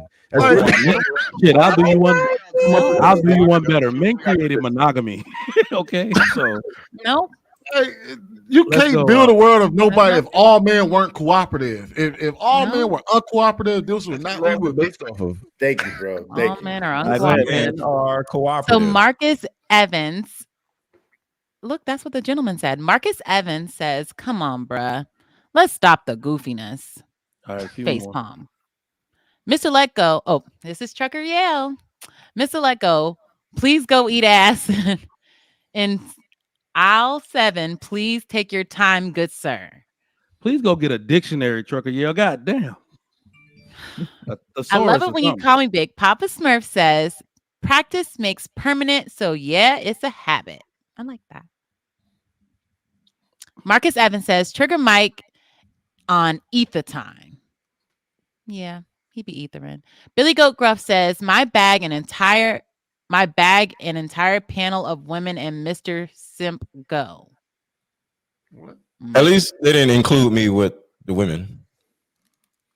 Oh, yeah, that's true. Take your victories. Trucker Yell says, I love to make my wives smile and enjoy life, but ain't no way I will ever get out of masculine. And shouldn't ladies stay in their femininity majority of the time? I agree. It's easier. Trucker Yell again. Thank you very much for the support, Trucker Yell. Men should not cry. Please don't fall for that. See, that's that dumb shit. Men on average cry. I just thanked him just to do that. I'm sorry. Men on average cry anywhere from 4 to 17 times a year. That's like now That's women very- do cry that's more. like really below average. Men That's on a very average- that means y'all don't cry. times For a the year. first time in my life, I'm below average on. So like, Yeah, whoa. what? I have no You problem. don't What do cry you that have much. to cry about? What do you And I have to guess cry crying about? is feminine then, right? You know what? No, It's a wait. black What do you thing. have to cry about that? I don't They say fucking know. that What do we're you have raised- to cry about? Hey, look, They say hey, we're I raised- think, hey, look. If Look, y'all yeah. never have nothing to cry about, y'all don't have shit or made shit or created shit or lost shit. What is wrong with y'all? All right, Hey, let's, bro, let's finish the Fam, super stop chats. Go ahead. Stop What it, is fam. wrong with Jack y'all? Stop it, fam. Stop it. Stop it. Get some help. Jack Carter says, y'all Yeah, got Jill Scott on the panel. She looks gorgeous. Trucker Yell says, nail your feet to the ground on your principle, men. Okay. Oh, fuck. Billy Goat Gruff says, Fantasy Island Girl. Sorry. Billy Goat Gruff says, Fantasy Island Girl, I wish this was Fight Oh Club. my gosh. Who Who raised you? Back to OnlyFans, you interpreted Israel and then said, let me finish. Then said, you're not It's in interrupted, your Fantasy best Island Girl. energy. It's If interrupted. I did not interrupt him. If Yes, you it's that time of the month, log off. Y'all I disrespectful. did not interrupt him. I Oh was my gosh. he Who jumped raised in. you? Two more. Insane one. Someone get Mr. Let Go some pom-poms, please. Last one. The chat is on one today. Yeah. For real. Spaces. That's spaces. Spaces says a death of a family member at my wedding or the birth of my child where I was a man may very well cry. Anyone who thinks crying at such intense situations is feminine is a fool. Men have emotions too. Thank you guys you. are All right. missing the whole point of that. That's y'all. true, but Hey, that listen, don't happen hold on. but so often. I'm about to put this man. That's whole what crying makes thing it to bed. not a Sad, masculine man. trait. Thank I y'all feel for sorry coming for through. y'all dudes. If you are just Masculine. tuning in, you are watching Lapeef Let's Talk. We got an all-star panel. Let me put something to bed real quick with men and crying because I think this has been misconstrued. Boys should absolutely cry to express extreme sadness or pain. But boys need not cry needlessly and senselessly like girls do. Girls use crying as a ways to manipulate, do they not? Boys should never practice that. I do not let my son cry because what does he do when he falls down? He looks up and he looks at my reaction first. He cannot use crying as a method to get something from me, to coerce me to leave him alone, or to coerce me to to do something for him. That is what men have been taught. Just cry for anything because it's what women do. Boys cannot do that. You can cry if someone died, of course. Extreme sadness, extreme pain. Let it flow, bro. But otherwise, you think first. Let me ask you a Cry question. less. Let me Every minute spent crying is a minute lost from solving the problem. Shut your ass up and go fix something. When I was a kid, my dad told me, "You only cry. You never cry through pain. You only use emotion. So if it's emotional, cry, but never cry from pain." So I agree with you on that, Trigger Mike. You mean to tell me y'all don't think there's at least 4 times a year you experience some form of extreme anguish or pain? 4 times a year? Physical pain versus emotional pain. Emotional. What y'all basically describe. I think at least 4 times a year. 4 times a year? experience that. Yes. Nah, fam. I cried around 4 times this year, and the year ain't over yet. Nah, 4 times already? You don't. You Yeah. tell me you don't I'm experience sorry. that type of. You You don't need a experience hug, that type of bruh? pain. I don't know. No, I'd have to think about it. I'd have to think about it. I want to add something real quick. That's man, that is almost That natural. Hey, look, I'm not gonna lie. Once a quarter, I stub my toe on the edge of the bed when my wife's sleeping, the lights out, and that Does shit the hurt like a mother. does the Denzel tear come out? The And one you tear, cry? the Denzel tear. I ain't never cried out of pain in my life. That counts. Hey, one tear counts. My dad got that out of me. One tear don't count. That's just One the tear Denzel counts. tear. Nah, that's One the tear Denzel counts, tear. bro. One tear don't One count. tear All counts. right, y'all. Let's get into the Crying meat. is crying. All right, we're gonna get into the main topic, which is damn, that's not the main topic. Gaslighting in relationships. Goodness gracious, this is one hell of a Y'all topic. gaslighting on this panel. I mean, for real, for real. But let's get into the video. Stay tuned. Hey, thanks to everybody with all of those super chats. Keep them coming. Thank you for all your support, and we're gonna keep it rolling like that. Let's get into this video for the next topic. A tactic that women will use is when they twist your words. So you'll say something very basic, very direct, and they'll take that and make it mean something else and have a problem with it. So you'll say something like, hey man, listen, I just want to relax. I really don't feel like going out tonight. I don't feel like going out to eat tonight. A lot of women will take that and say, oh, well, if you don't want to hang out with me, just say that. If you don't want to be around me or you don't want to be around me and hang out with me, just say that. That's gaslighting. She heard exactly what you said, but she's being selfish in a sense to where she's trying to guilt trip you because you are drained or you don't feel like doing something. Women do shit like that. That's gaslighting. Or let's say you tell your woman, I don't really like the way that you're talking to me right now. I don't really like the way that you disrespect me. Right? And instead of dealing with and being accountable for that, they'll take what you say and catastrophize it and say, oh, well, you're just saying I'm just the meanest, rudest to you ever. I'm just the rudest person in the world. I'm just no good, huh? That's gaslighting, bro. You see what I'm saying? Or you could say something like, hey, I feel like you're not listening to me. Oh, so now you saying I don't love you and I don't care about you. They twist your words, in order to escape accountability. Ooh, that's a heavy one, man. I think everybody, male or female, has experienced that. I'm not gonna call it feminine energy. I don't want to trigger anybody, but I don't know. Let's let Fantasy go first on this. What do you think? Gaslighting in relationships. What do you think about it? Have you experienced it? So on and so forth. What you got? So the gaslighting part gets confused sometimes for me. I think sometimes when you're trying to explain where you're coming from and then someone else tries to reiterate what you're saying, if they don't say it exactly how you said it, then you act like they're misunderstanding you. They're misinterpreting you, but they're just trying to give you what they're interpreting from what you're saying. So there's a big difference between that and trying to manipulate somebody into thinking something and going somewhere that they're not trying to go at all. So gaslighting, that's really toxic. But you trying to make sure that you're understanding each other when you're communicating, that's natural. That's what people have to do to make sure that they're not going off on something that somebody else isn't trying to get to. So I think it's a delicate balance. All right, Clout, what you got? Can I ask a question to understand the video? Y'all could think I'm stupid. Catastrophize? I've never heard of that. Can someone explain to me? I use that word all the time. It's like make something extreme. Yeah, take everything to the extreme. Way worse than it is. The reason why is because I typed it in to figure out if he meant to say that, and it put the red line under it saying it was wrong. So yeah, it makes something Google, a catastrophe it's that not actually on is Google. something into it's not a real word. It's an actual word. Oh, it is a real word. Yeah, it's a real word. I use it all the time. They don't acknowledge that word. Right, They don't know that word. And Google know everything. If we use it long enough, they will. Well, yeah, it'd be in the Ebonics. Ebonics. It'd be in the Ebonics dictionary. Yeah, it'd be Actually, in the Urban it's dictionary. going to be in there because catastrophizing. Damn, catastrophize. Y'all know what the hell I'm trying to say. With the ing, dictionary. Go ahead. With the ing, it's actually a word. So thank you. It's one of those things that has to catch up. But with the ing, it's a word. Catastrophizing is already there in the Merriam dictionary. Yeah. Merriam-Webster. Okay. Thank you, Fantasy.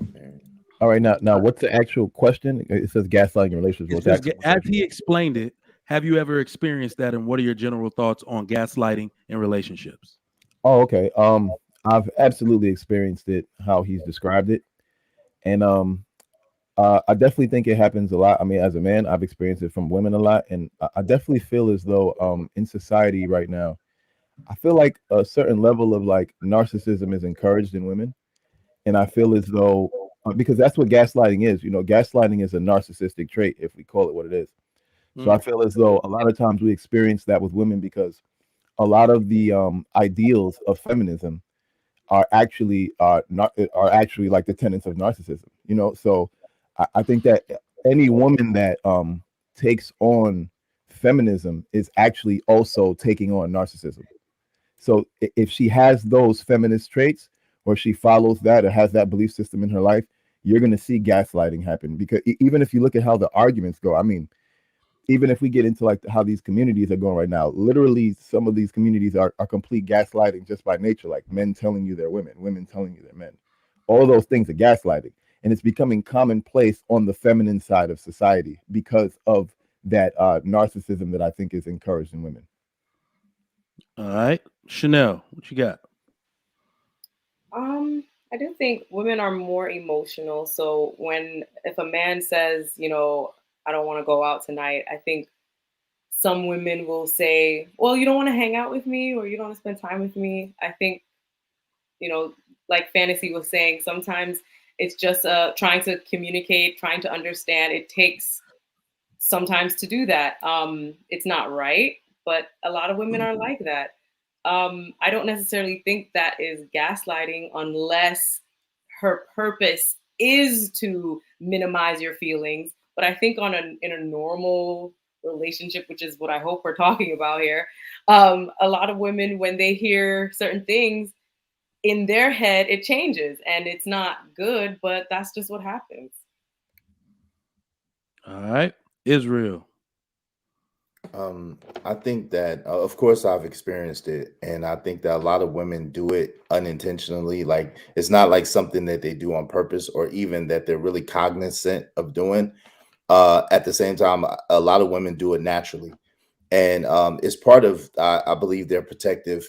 You know what I'm saying? A protective mechanism in order to protect themselves, right? And so what they do is they gaslight in order to one, manipulate and get their way. Two, in order to shame you into giving them their way. Three, in order to make you think that you're crazy so they can get their way.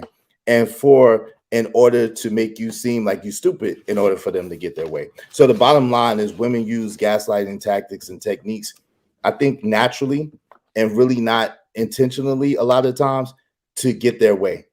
And it's part of their defense mechanism. All right. Sugar Curls, you got something loaded up for us? Shoot. Yeah, so when I heard the video, I didn't think what he was describing was gaslighting. What he was describing to me seemed more like manipulation. A woman may whine or she's not understanding her man. I have experienced gaslighting. What I think of is more so in a situation where, for instance, a spouse is in the bed and he or she, use whatever context, comes in at 2 a.m. in the morning, and the spouse in the bed is like, she knows she's not dreaming, or he knows he's not dreaming. Okay, I just saw that person come in. They're a little staggered, a little lethargic. And so the next morning you question your spouse, hey, what's up? You came in 2 a.m. in the morning, you were kind of looking lethargic. What's going on? And the spouse says, that wasn't me, you was dreaming. You didn't see that. That is classic gaslighting. You're trying to distort reality. You're trying to say, you're crazy. Mm-hmm. And then what happens is when it happens frequently, the person starts to really question their own reality. They question their own thinking. Well, maybe I didn't see him. Maybe that wasn't true. And so that's when it becomes distort. It is abuse. It is a really toxic form of abuse. So not only is that like textbook example of gaslight, the real gaslighting, we've kind of watered it down for modern relationships and toxicity. But another way I've actually seen it, and the first time I've ever heard the term used, was when a man told a woman in a cheating situation, she didn't see what she saw between him and the other girl. So you've seen a lot of movies where it's like You over there, she touching your hand and all that type of. You ain't see that. What are you talking about? That's like my cousin. Like that is class. Like I did not just see you. She damn near wanted to pull your meat out your pants. Like when you see people arguing, it's not like it wasn't what it looked like. That's the phrase. It wasn't what it looked distorting like. reality to the point where she's like, well, maybe they are just friends. Am I tripping? It really has to do also with the other person's response that their reality is actually distorted and they didn't see what they saw. It's crazy because isn't that a true a sign of every serial killer is their sociopathic behavior to do that? That's crazy. I mean, not serial killer, but sociopath that. Oh man, that's crazy. All right, Sweeney. So I would argue my bad. Sugar Curls, I would argue that those examples that he gave were actually excellent examples of gaslighting, and it actually aligns with what you said.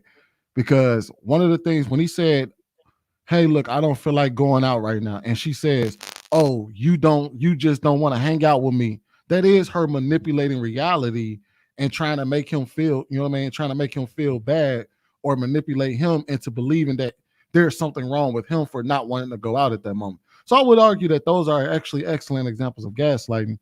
I would say that women are masters at gaslighting. I think that's often a thing that men tend to get from their women. And I mean, shit. Hey, how many of y'all? Let me ask y'all a question.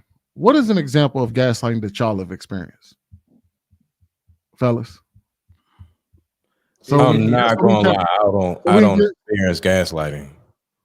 Okay, so, Mr. Everything Let Go does is perfect. We know.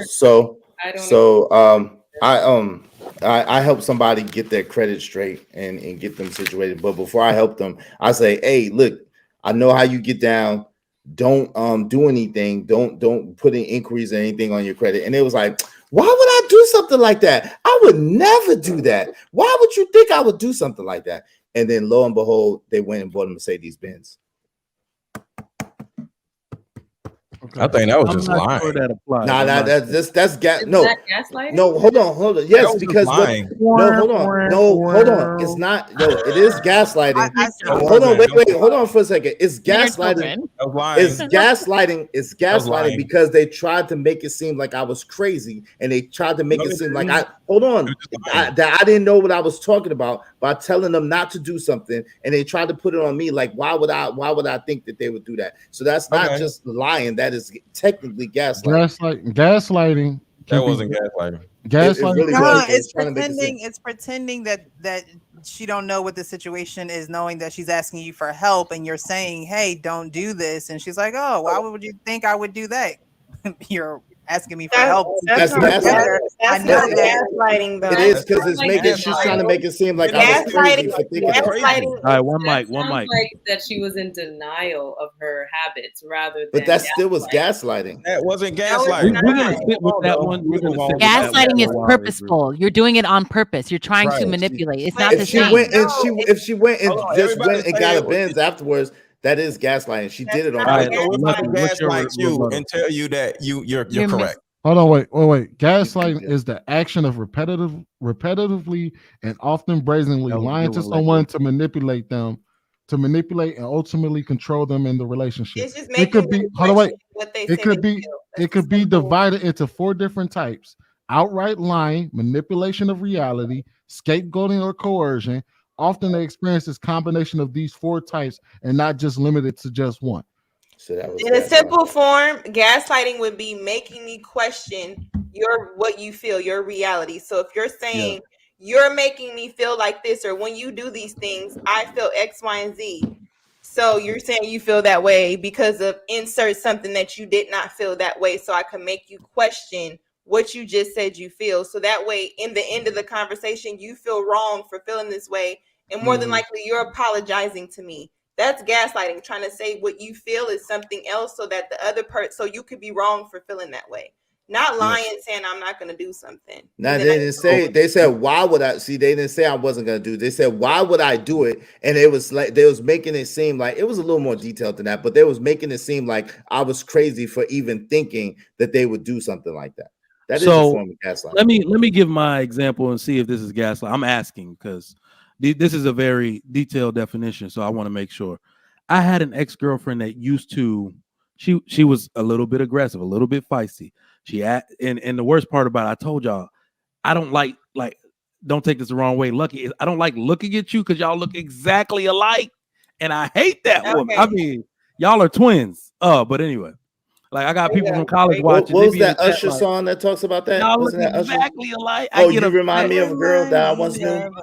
Yeah, that I once knew. Anyway, once knew. When she got upset in those situations, as y'all can tell, I'm a bit of a smart ass. I've been this way for a very long time, but only with facts. And when you hit her with facts or something, she would get upset to the point where she'd want to get not like physically aggressive, like throwing fists, but she liked to show love by like pounding on your back and stuff like that. And one day that got taken out of my room, out of the apartment, and my roommate kind of split us up. And she was going so wild that people started coming out of the neighborhood like, what the hell's going on here? My roommate sent me back like, you don't need this, send her to the crib. She did this thing where she was completely wrong, all on her own, and like just had a full-on tantrum.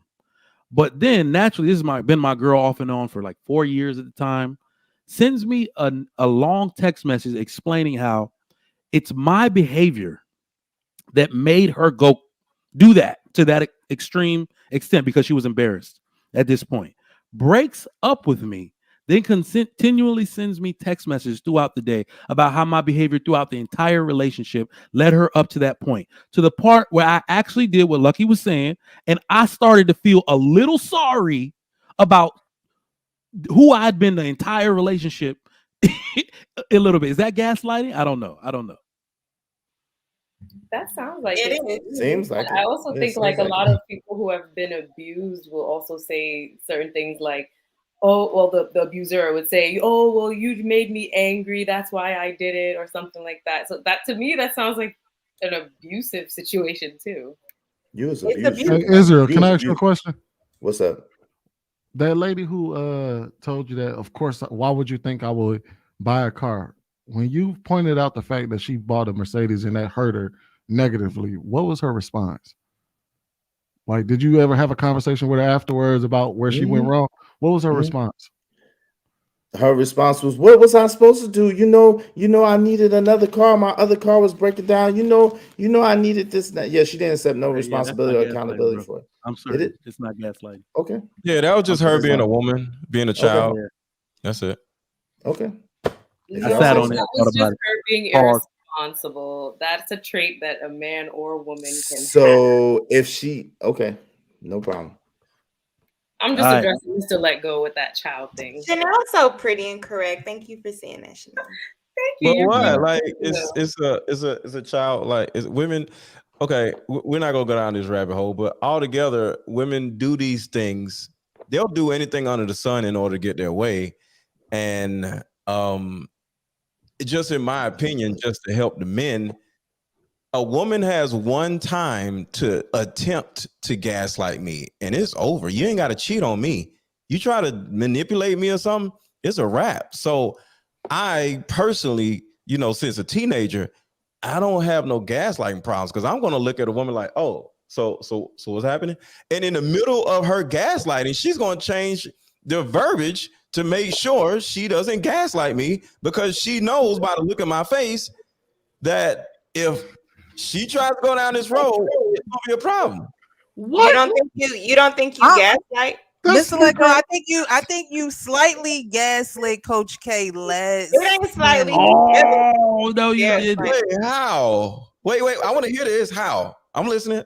Because she was trying to get a point across, and the way that it was a slight antagonizing and gaslighting. She knew what she wanted to say to you.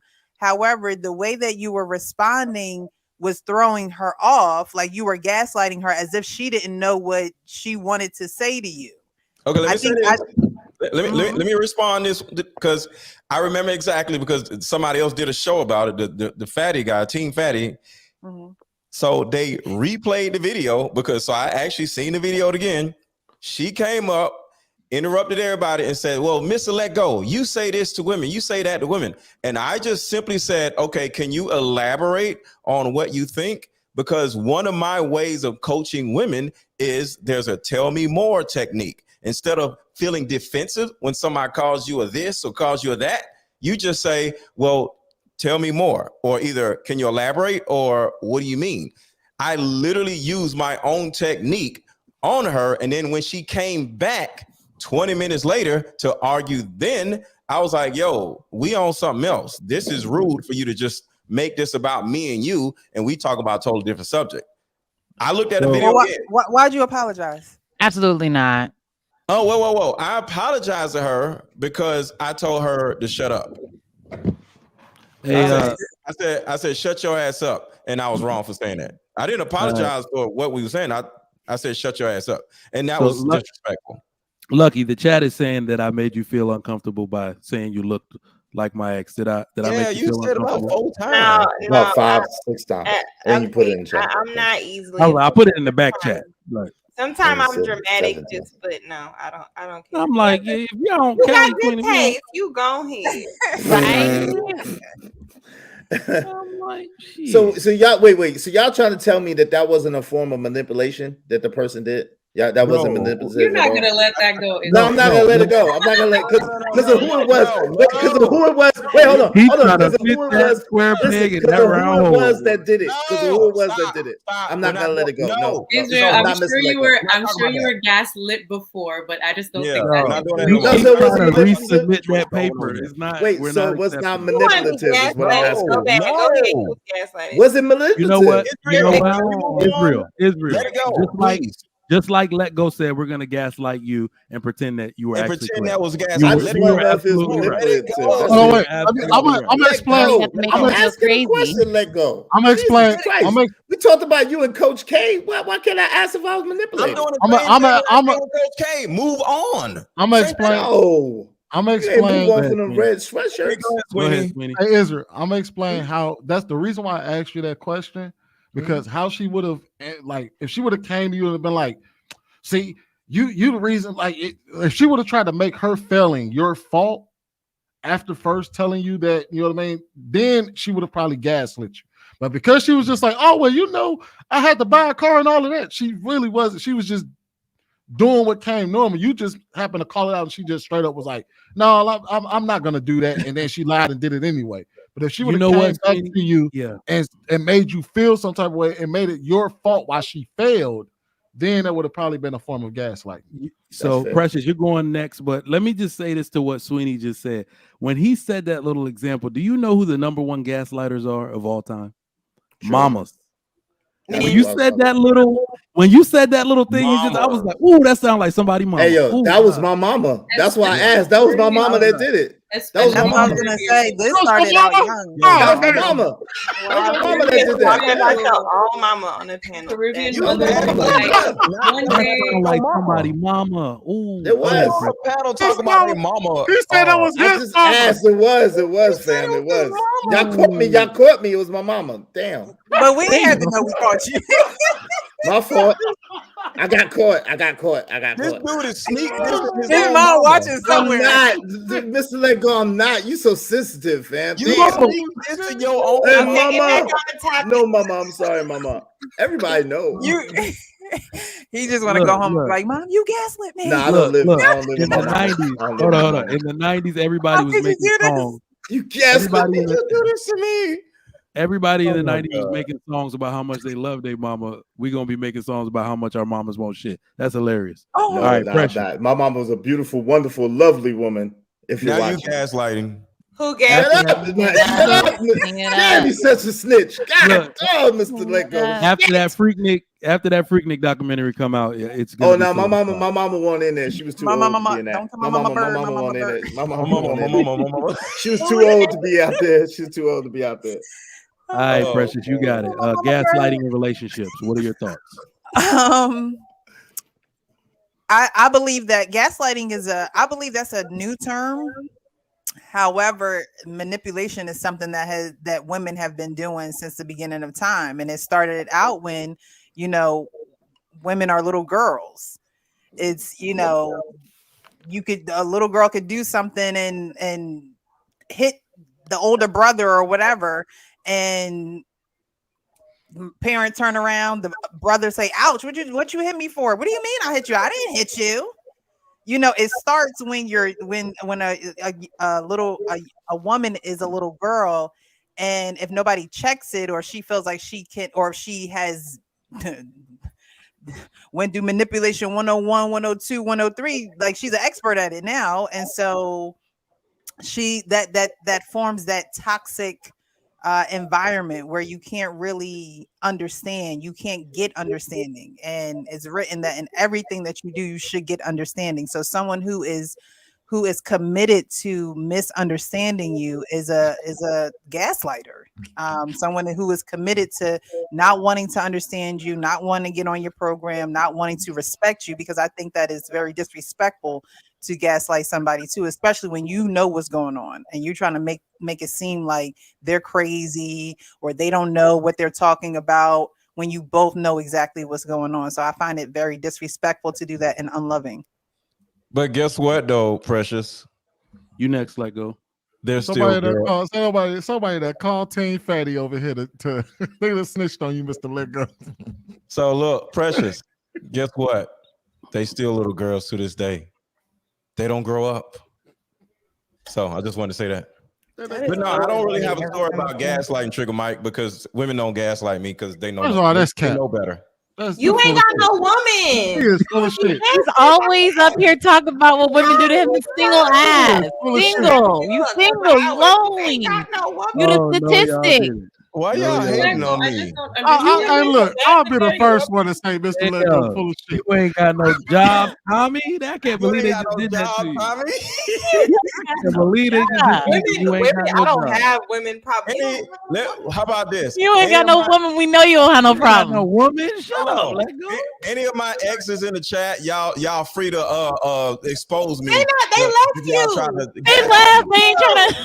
They left you. They ain't watching you, sir. You talking about they don't think for themselves. Well, they lost themselves and got the hell away from you. That's what happened. It's delusional. You say women? Don't they say women are delusional? This is delusion. Yeah, he is not watching you, sir. He got to keep referring to the women he coached because he ain't got one he dated. I think you better let it go. Let it go. Let it go. Let it go. Are you on Lucky? Where you getting these jokes I from? think you better let it go. We should have went to bed. We should have went to bed. If you Fantasy, ever aren't watch you fantasy? my channel or know me personally, Fantasy, aren't you glad you didn't leave yet? Goodness gracious. Mr. Lego, y'all just The roast was worth staying awake. I don't care. What are you doing? What are you doing in your life or dating life to attract non-childlike women? Seeing that that's what we dealt with, yeah. Oh, no. It's not. No. The women do act like children, but I somewhat serve as a father figure. So they sit their asses down somewhere, and that's what they do, and they enjoy it. You're the woman whisperer. You know how to change those childlike women and turn them into. No, I just know how to make them safe. So when they feel safe around me, they sit their asses down and be quiet. And they do. They sit This man full of shit. That's crazy. That is crazy. I All right, Lucky, gaslighting and relationship. Woman whisperer. He's the woman whisperer, y'all. Lucky, do you have anything? No, it's okay. Hold on, give me a second. He is full of it today. I'm every woman. Gaslighting like a mother. Oh my god. Oh my textbook. All right, we're gonna wait for that. All right, Lucky, while you get yourself together, I actually got a question. I'm gonna take this a little deep because Lucky, when I bring said your ass that, back. when I said that mama comment, I thought about something. Are children the most affected recipients of gaslighting behavior because it can actually distort their worldview? And what I mean by that is, you know how, and unfortunately a lot of guys are going to be like, yeah, I know. You know how you go over a woman's house, like a single mom, and her son catch you, like her little son or one of her children, and the mom just makes up all these damn lies about what the child saw. And that's just my friend, and like they're literally distorting the child's worldview and how they will have that for life. Wait, our do you children mean like are he? also- Do you mean I gotta like he be the walked kid's in? uncle. You mean like he walked in like get off my mama? You on my mama like that?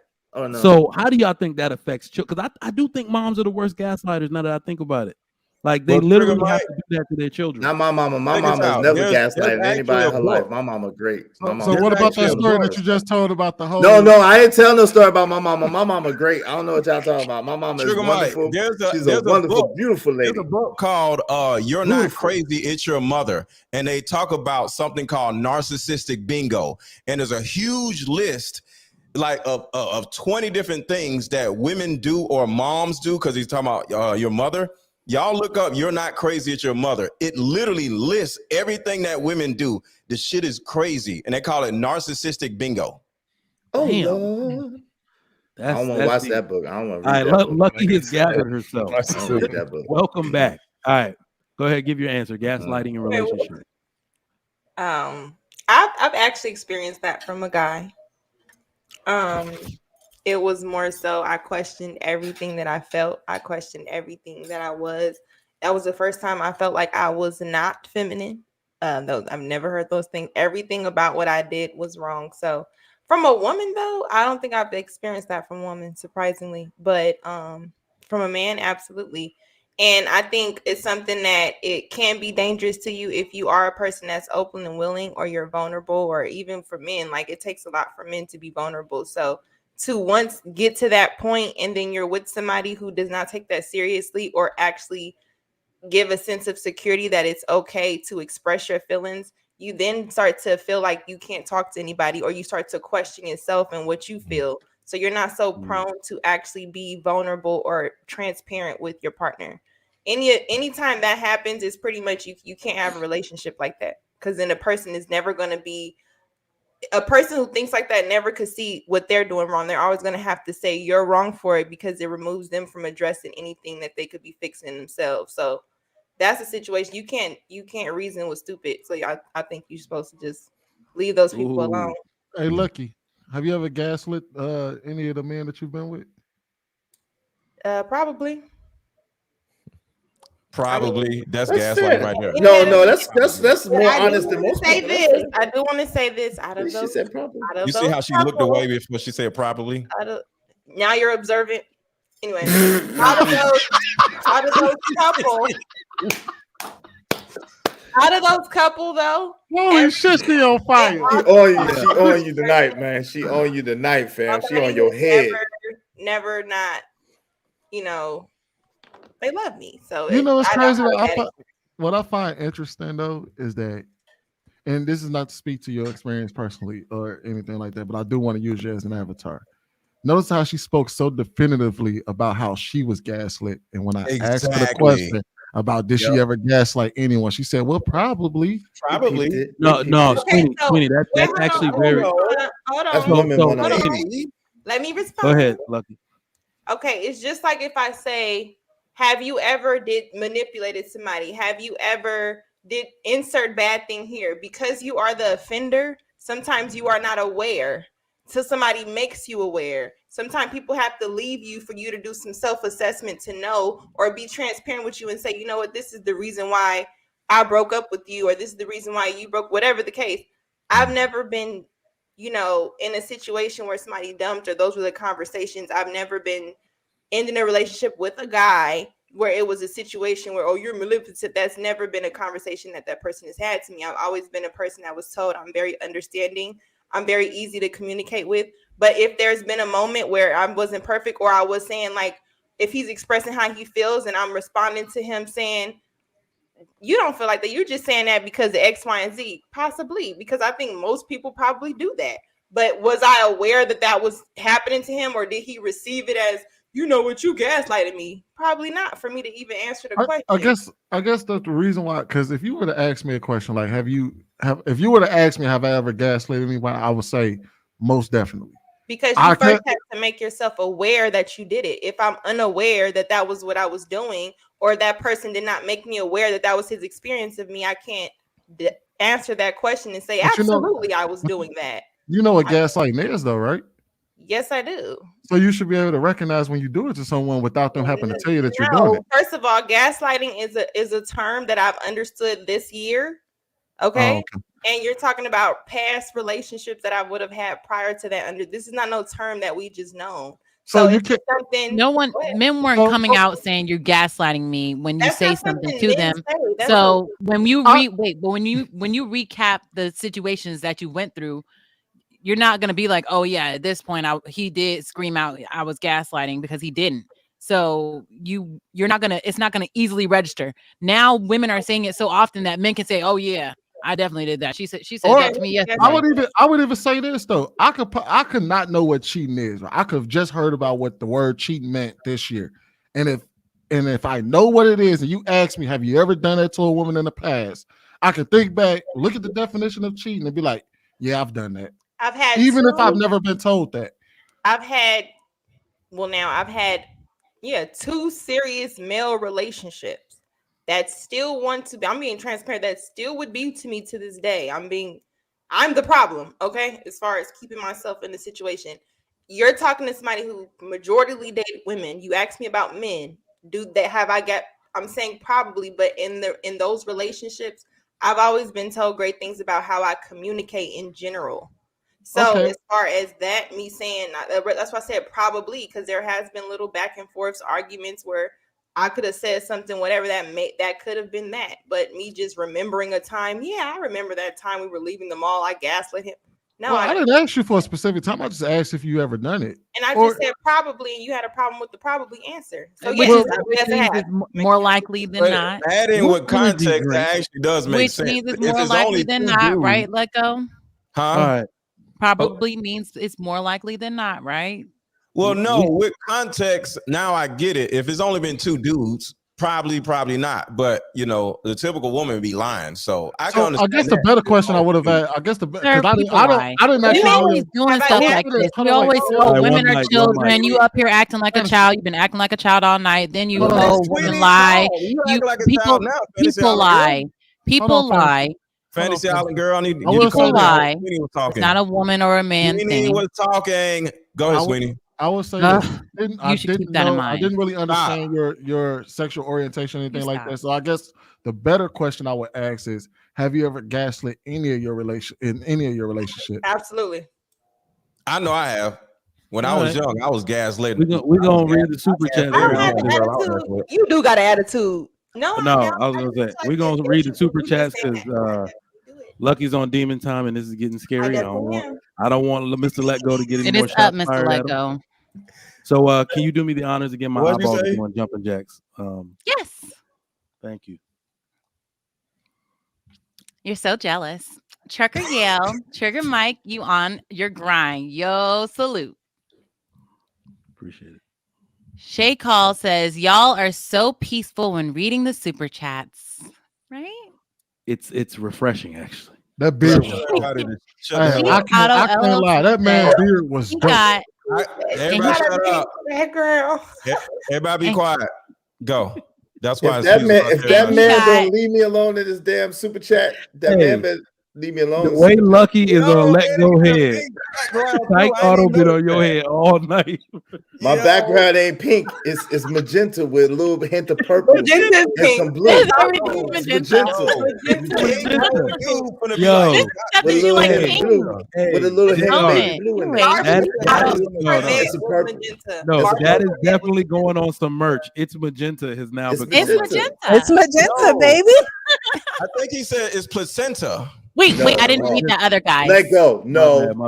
He said she got Let go. Don't do it. Don't do it.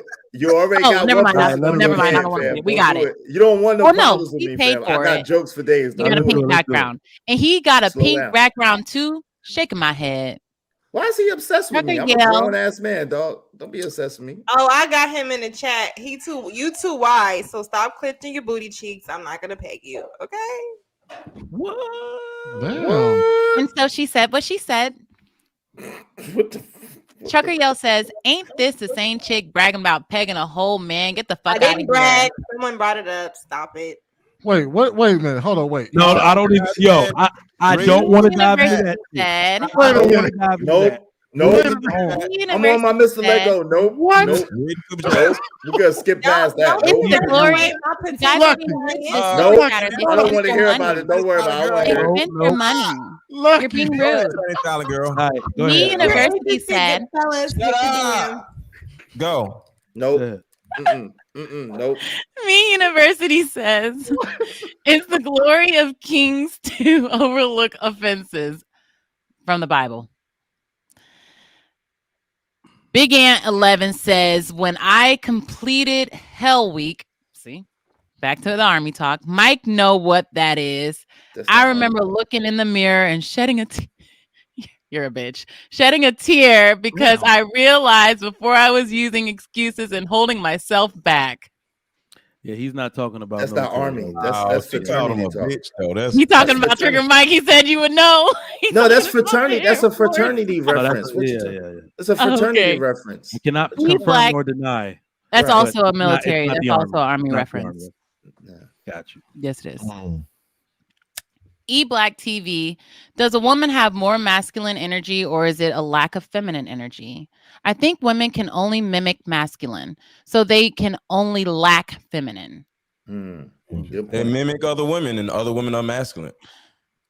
Trucker Yell says, yo, dude is speaking facts. Salute to him. Whoever you are, salute. You talking about me? Shout out to you. No, he wasn't talking No about one's you. talking about you. He was talking about my homeboy. No one's over talking here about you. Next to Fancy Island girl. He was not Trucker talking Yell about you. says, He was speaking some yo, bullshit. man, ain't that the truth? Dude was speaking facts. Continue.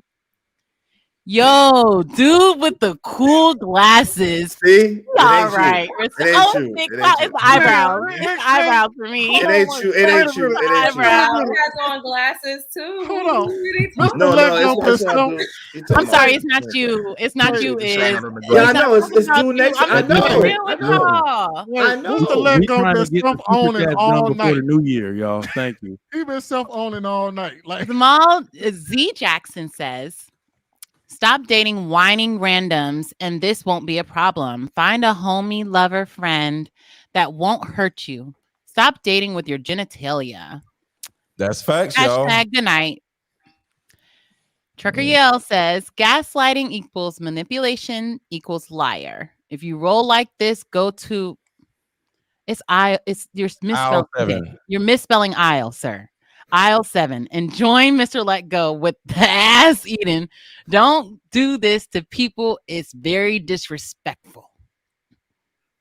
Trucker Yale says, Mr. Let Go. See, now they talking about you. Now You they're like talking to this? you. Now he's Mr. talking Let to Go you. is a professional gaslighter. New tires. That's talking. I actually buy John the tires, so it's not gaslighting. John the Baptist says, Trigger Mike, the hardest working man at Lapeef. Shout out to Trigger Mike. Other than Lapeef himself, I'm like, who else? He do all Other the than packing. him. Hey, look, you got Chat. in this chat. Shade. Chad Poole says, yes, my daughters gaslight me and her bros. Prophecy the Savior says, this panel is gaslighting me. Oh my God, y'all are running out. This Then panel is bounce, bro. gaslighting me from learning something of value with the amount of derailing of the conversation. Thank you for your Sigh. $10. You can bounce. He could have left hours ago. Sorry, shut up, He's Jocelyn. still here. Trucker Yell says, I want to get a DNA test. Why would you do this? You know that child is yours equals gaslighting. Oh, that's gaslighting for real. Yeah. That was an actual good. Y'all could have used that lifeline. That's a good one. That's a good Big Ant 11 says, let go. How you a father figure and you can look eye to eye with a toddler. I'm 5'13". I don't know what y'all talking You're a about. child. Billy Goat Gruff says, can someone make Mr. Let Go and Sweeney at MJ crying emoji? Damn. Dude, I can't remember the last time I cried. 4 to 17 times. Like, send them my donations for Kleenex. But With your crying ass. SBE Police says, Lucky, did you have to gaslight this? Oh no! I don't know who that is. We're not gonna do this. Next. We're not gonna do this. What's that? Billy Goat Gruff No, says, we're not gonna do this. at Sugar Curls, we've already moved on. At Sugar Curls, way to be a lady. Same to you, Precious. Same to you, Chanel. Kazi, Mr. Let Go, you bring so much joy to the to the panel when you're speaking. When he's When you're not not speaking, speaking. when you're not speaking, when you're not speaking. He said when you are speaking. Well, no, he said not when you're not I'm speaking. sorry. When you're not. N-O-T, not. I'm sorry. When you're not speaking. Oh man, Billy Goat Gruff says, Fantasy, after you showed up on Tommy's show with your Hooters outfit, how does anyone take you serious? I think you nothing logical and speak feminist. No, she Supreme all right. Court. She cool. Fantasy out girl, Chief she's cool. Auto LLC says, not the guy on the placenta shirt. Yo, sorry, Israel. Yo, he coming at your neck. He really is. Y'all don't let me fight back. Y'all don't let me fight back. You know, if this is my show, I'd tear, man. Just You hit know him in what the I chat. do. To You know go. what I do. You know I To do go damage. You know I do damage to his self-esteem if this is mine. He wouldn't say another word to me after I got finished with him. But this is y'all show, so I'm gonna show respect. Shout out to the placentas out there though. Stop playing, Go Miss says- Lego. You stop All right, playing. That one hurt me, bro. Yo, that was a good one though, because Mr. Lego gave it to him. That was a good one. God. To go says, for Lucky, I hate when people say probably. Okay. They are not scientists looking for probability. Normal people say probably when they mean yes. They don't want to stand on it. Oh, Right. John the Baptist, correction. Trigger Mike is the second hardest working man at Lapeef next to Lapeef. See? Indeed, that sounds Shout about out- right. shout out to Lapeef. All right, thank y'all. Shout If out you're to just y'all. tuning in from wherever you are, you know we got international viewers. It's already daytime for them. Thank y'all for tuning into the Lapeef Let's Talk show. Yeah, we got one more. Y'all down for one more? Real quick, we can chop it up. Let's do it. Let's And do for the it. record, there's no such Go color ahead, as One more placenta. what? Wait. I want to hear this. There's no such color as what? And for the record, there's no such color as placenta. It's not in the crayon box. Have y'all seen, Nowhere in the y'all crayon seen the box. color of placenta? No, But we nowhere in the exactly. crayon We all box got is the not. image. All right, we're gonna do the last one. It's called We didn't Peace. ask you, Mr. Lego. We didn't ask you. This is gonna seem peaceful. Peace is created, not expected.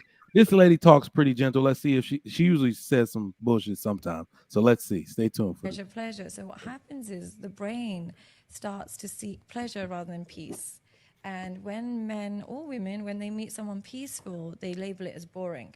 And they're always seeking somebody who gives them some form of pleasure or dopamine. And the best person that gives you dopamine is a toxic attachment. What happens with a toxic attachment is you get preoccupied with that person. You're thinking about them. Where are they? Why haven't they called? Blah, blah, blah. And that toxic attachment, they mislabel that as love. And it's just preoccupation. So they forget to look for peace. When the relationship loses its excitement, we assume it's lost its love. But really, it's lost its novelty. And novelty is only available in new relationships. So what happens is people are craving the feeling in new relationships rather than enjoying the stability of existing relationships. Oh man, we could have ended the show, man. Ooh, no, that was fire. I'm sorry. No, that was some fire shit. That was fire. I'm sorry. Some bullshit. Now, this I is didn't even open know what to she was talking anybody. about. I tuned that all the way out. I didn't know what the hell she was talking about. Nah, I like That's that. some That was fire. bullshit. Whenever somebody starts talking about Right. brain stuff, I get excited. I like talking about brain Her stuff. point. She spoke so calm and peaceful, and you tune her out. And you But- tune out. It wasn't because she was calm. Like and- a man. Are you calling them toxic, She was Chanel? Are they yelling toxic? and acting Hold on. crazy and doing all of this? You would've been like, Exactly. "OMG, Wait, don't blah, blah, put me blah." with Israel. I didn't say that we could I have just ended the yo, show why for that you- reason. All right, Yo, one I more. got the placenta shirt. Why y'all jumping on me? It's Hold on, placenta. Chanel. Wait, don't It's put me with placenta. Israel. Don't I put me didn't like say that because I disagreed with anything she said. I just knew that I'm like, man, this ain't really. She ain't say nothing that we can all like. We was all gonna be like, hey, we agree with her, and we gonna go about our business. Israel But was it's worth like, the conversation, though. I like that. I It's didn't worth the disagree. No conversation. arguments. I We didn't hear leaving on a shit we she leaving said. on I a ain't good gonna lie. I note. was my pants. See, we can have Nothing an to complain intellectual about. conversation. It ain't got I'll be always ratchet. Sure. Unless y'all aren't Yeah. intellectual. You always turn it ratchet, Mr. Lecco. But, Thank you. pretty Let him what I'ma know. say- It's what you, I'ma say sir. to You what- are the problem. Wow. Okay. What I'm okay. gonna say That's to that sarcasm. though Okay. is that lady just described. So I got this theory, right? When women always say, "Well, aren't women supposed to be hypergamous?" Absolutely. I'm a 100% advocate for hypergamy. Hypergamy is natural. Women have more at stake for every occurrence, every interaction they have with a man. Even a regular social interaction could damage your reputation, right? You get caught in the wrong room with a dude, you get caught in the corner with a dude at a party, and sexual interaction. You have more at stake. So I understand hypergamy, but that's not what modern women are really practicing.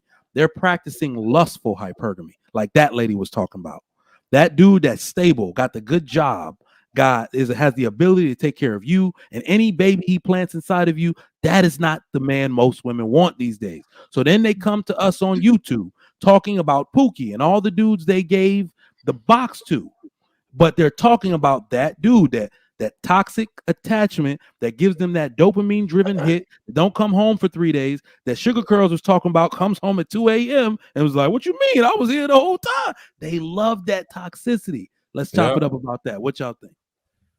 I totally agree with because it's not about everybody agrees with her, but to just add levity to her, this is called damaged neuroception.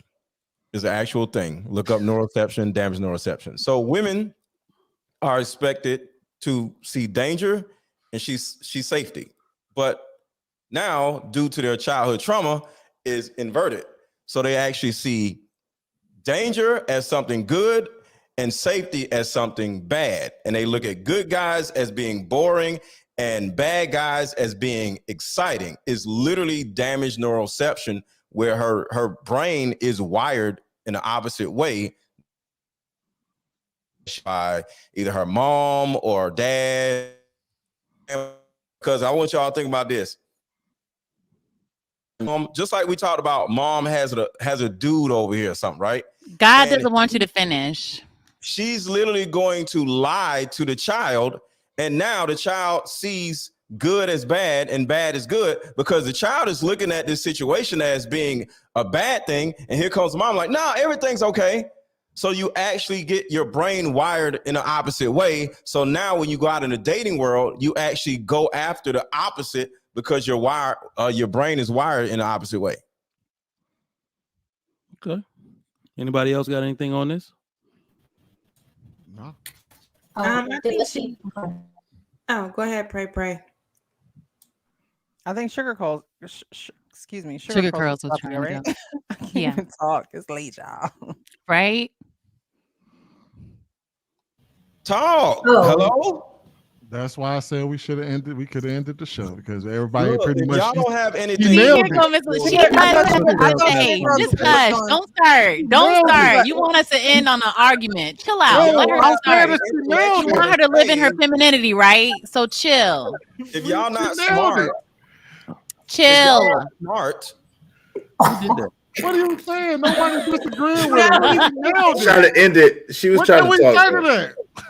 Go ahead, Sugar Nobody Curl. gonna argue with that. My talk.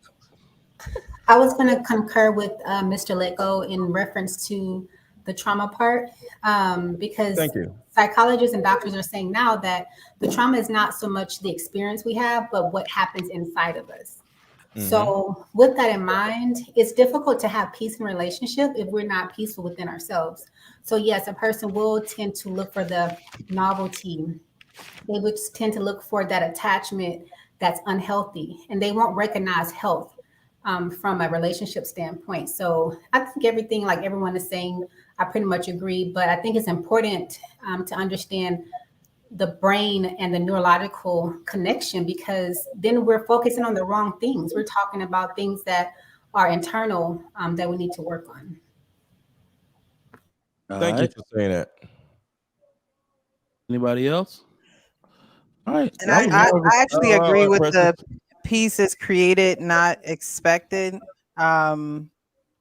You do have to create your own peace, and creating your own peace. I always end my shows with be real with yourself so you can be real with others.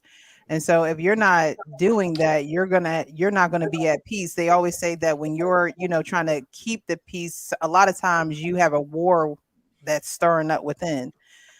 So you have to be, real with yourself in order to have peace within yourself. So then you can also, partake in other people's peace and also give them peace as well. But it definitely is an inside job. All right. And the book, y'all check out the book, The Body Keeps Score, and that will help you get a better understanding of what that body part means when it comes to trauma. All right. Anybody else got anything on this? All right, let's get these last 3 super chats out of the way. Striking it rich, foreign currency. 2, Israel doesn't like peace. He's a toxic avenger. All right. Trucker Yale, $2. Not the placenta shirt. They call it placenta pink. Damn. That's okay. That's okay. I know somebody like it. That's okay. Magenta. That's okay. It's magenta. All right. That's okay. Will G, $2. Mr. Let Go will find a way baffle the panel. All right, y'all.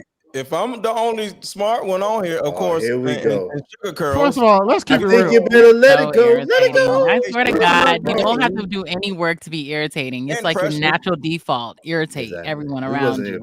I'm just Mr. saying. Let Go y'all only don't wanted- have a brain and peace. That's on y'all. Antagonist. Wait, I'm just Mr. saying. Let Go only wanted Sugar Curls to go because he knew she was going to agree with him. He like I said, Sugar Curls is smart and Precious is smart. all What of are us you had talking no about? problem. Sugar Everybody Curls is agreed. smart. They were the only two that answered the question that was Nobody smart. comes up here like, oh, Mr. They were Let the Go only two that answered that question that was Nobody. smart, though. Nobody. Nobody had any pushback What against what that that woman mean? said. Literally no one. Exactly. You just came up here to just say some extra stuff. You just wanted to hear your mouth. Yeah, he's What's a brain? All right, y'all. Nobody. I want to thank everybody in the chat for coming through to the show today. Everybody on the panel, please follow them on their individual platforms. I know Lucky has a YouTube channel. Let Go is big in these streets on YouTube and IG. The Real And I Press. got a card game coming out by my card game. Yes. Hey, I'm gonna get that card game though, for real. I'm gonna get that. Yes, yeah, I forgot to order it last week. I'm gonna order it like as soon as we get off. Eric Jackson What is it has called card again? game. I need What some is new it called? toilet paper. So I'm gonna get No that birds card of a game. feather. Go ahead, Mr. You Let know Go. them birds. Explain the game again, please. Give a shout out to the game. My card game is called Deeper Discussions. You can go to deeperdiscussions.shop and buy my card game. Is a dope ass card game. It helps you vet out people that you're dating because there's some crazy ass questions on there that your mate or the person you're dating has to answer in front of you, and you're gonna be like, oh shit. So yeah, it's a good ass card game to help. That's you what I vet said. Oh people you shit. date. All right, bet. They were dropping the link for the card game, and I think the discount code all night long. So y'all make sure it's dropped right now, as a matter of fact. So go to that link and get the game. Support your own people. Follow everybody on their individual platforms. Sweeney, Fantasy Island, Big Clout Jones, Chanel, my man Israel, and Sugar Curls. We are out. We'll see you next time. Thank you so much for participating. Shout out.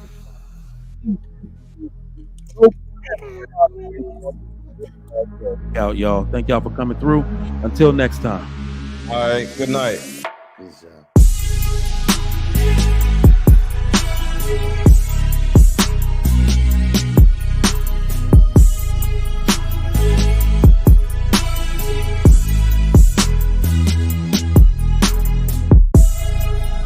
Get those likes up. Hit that like button. Get us 500. Hit that like button right now.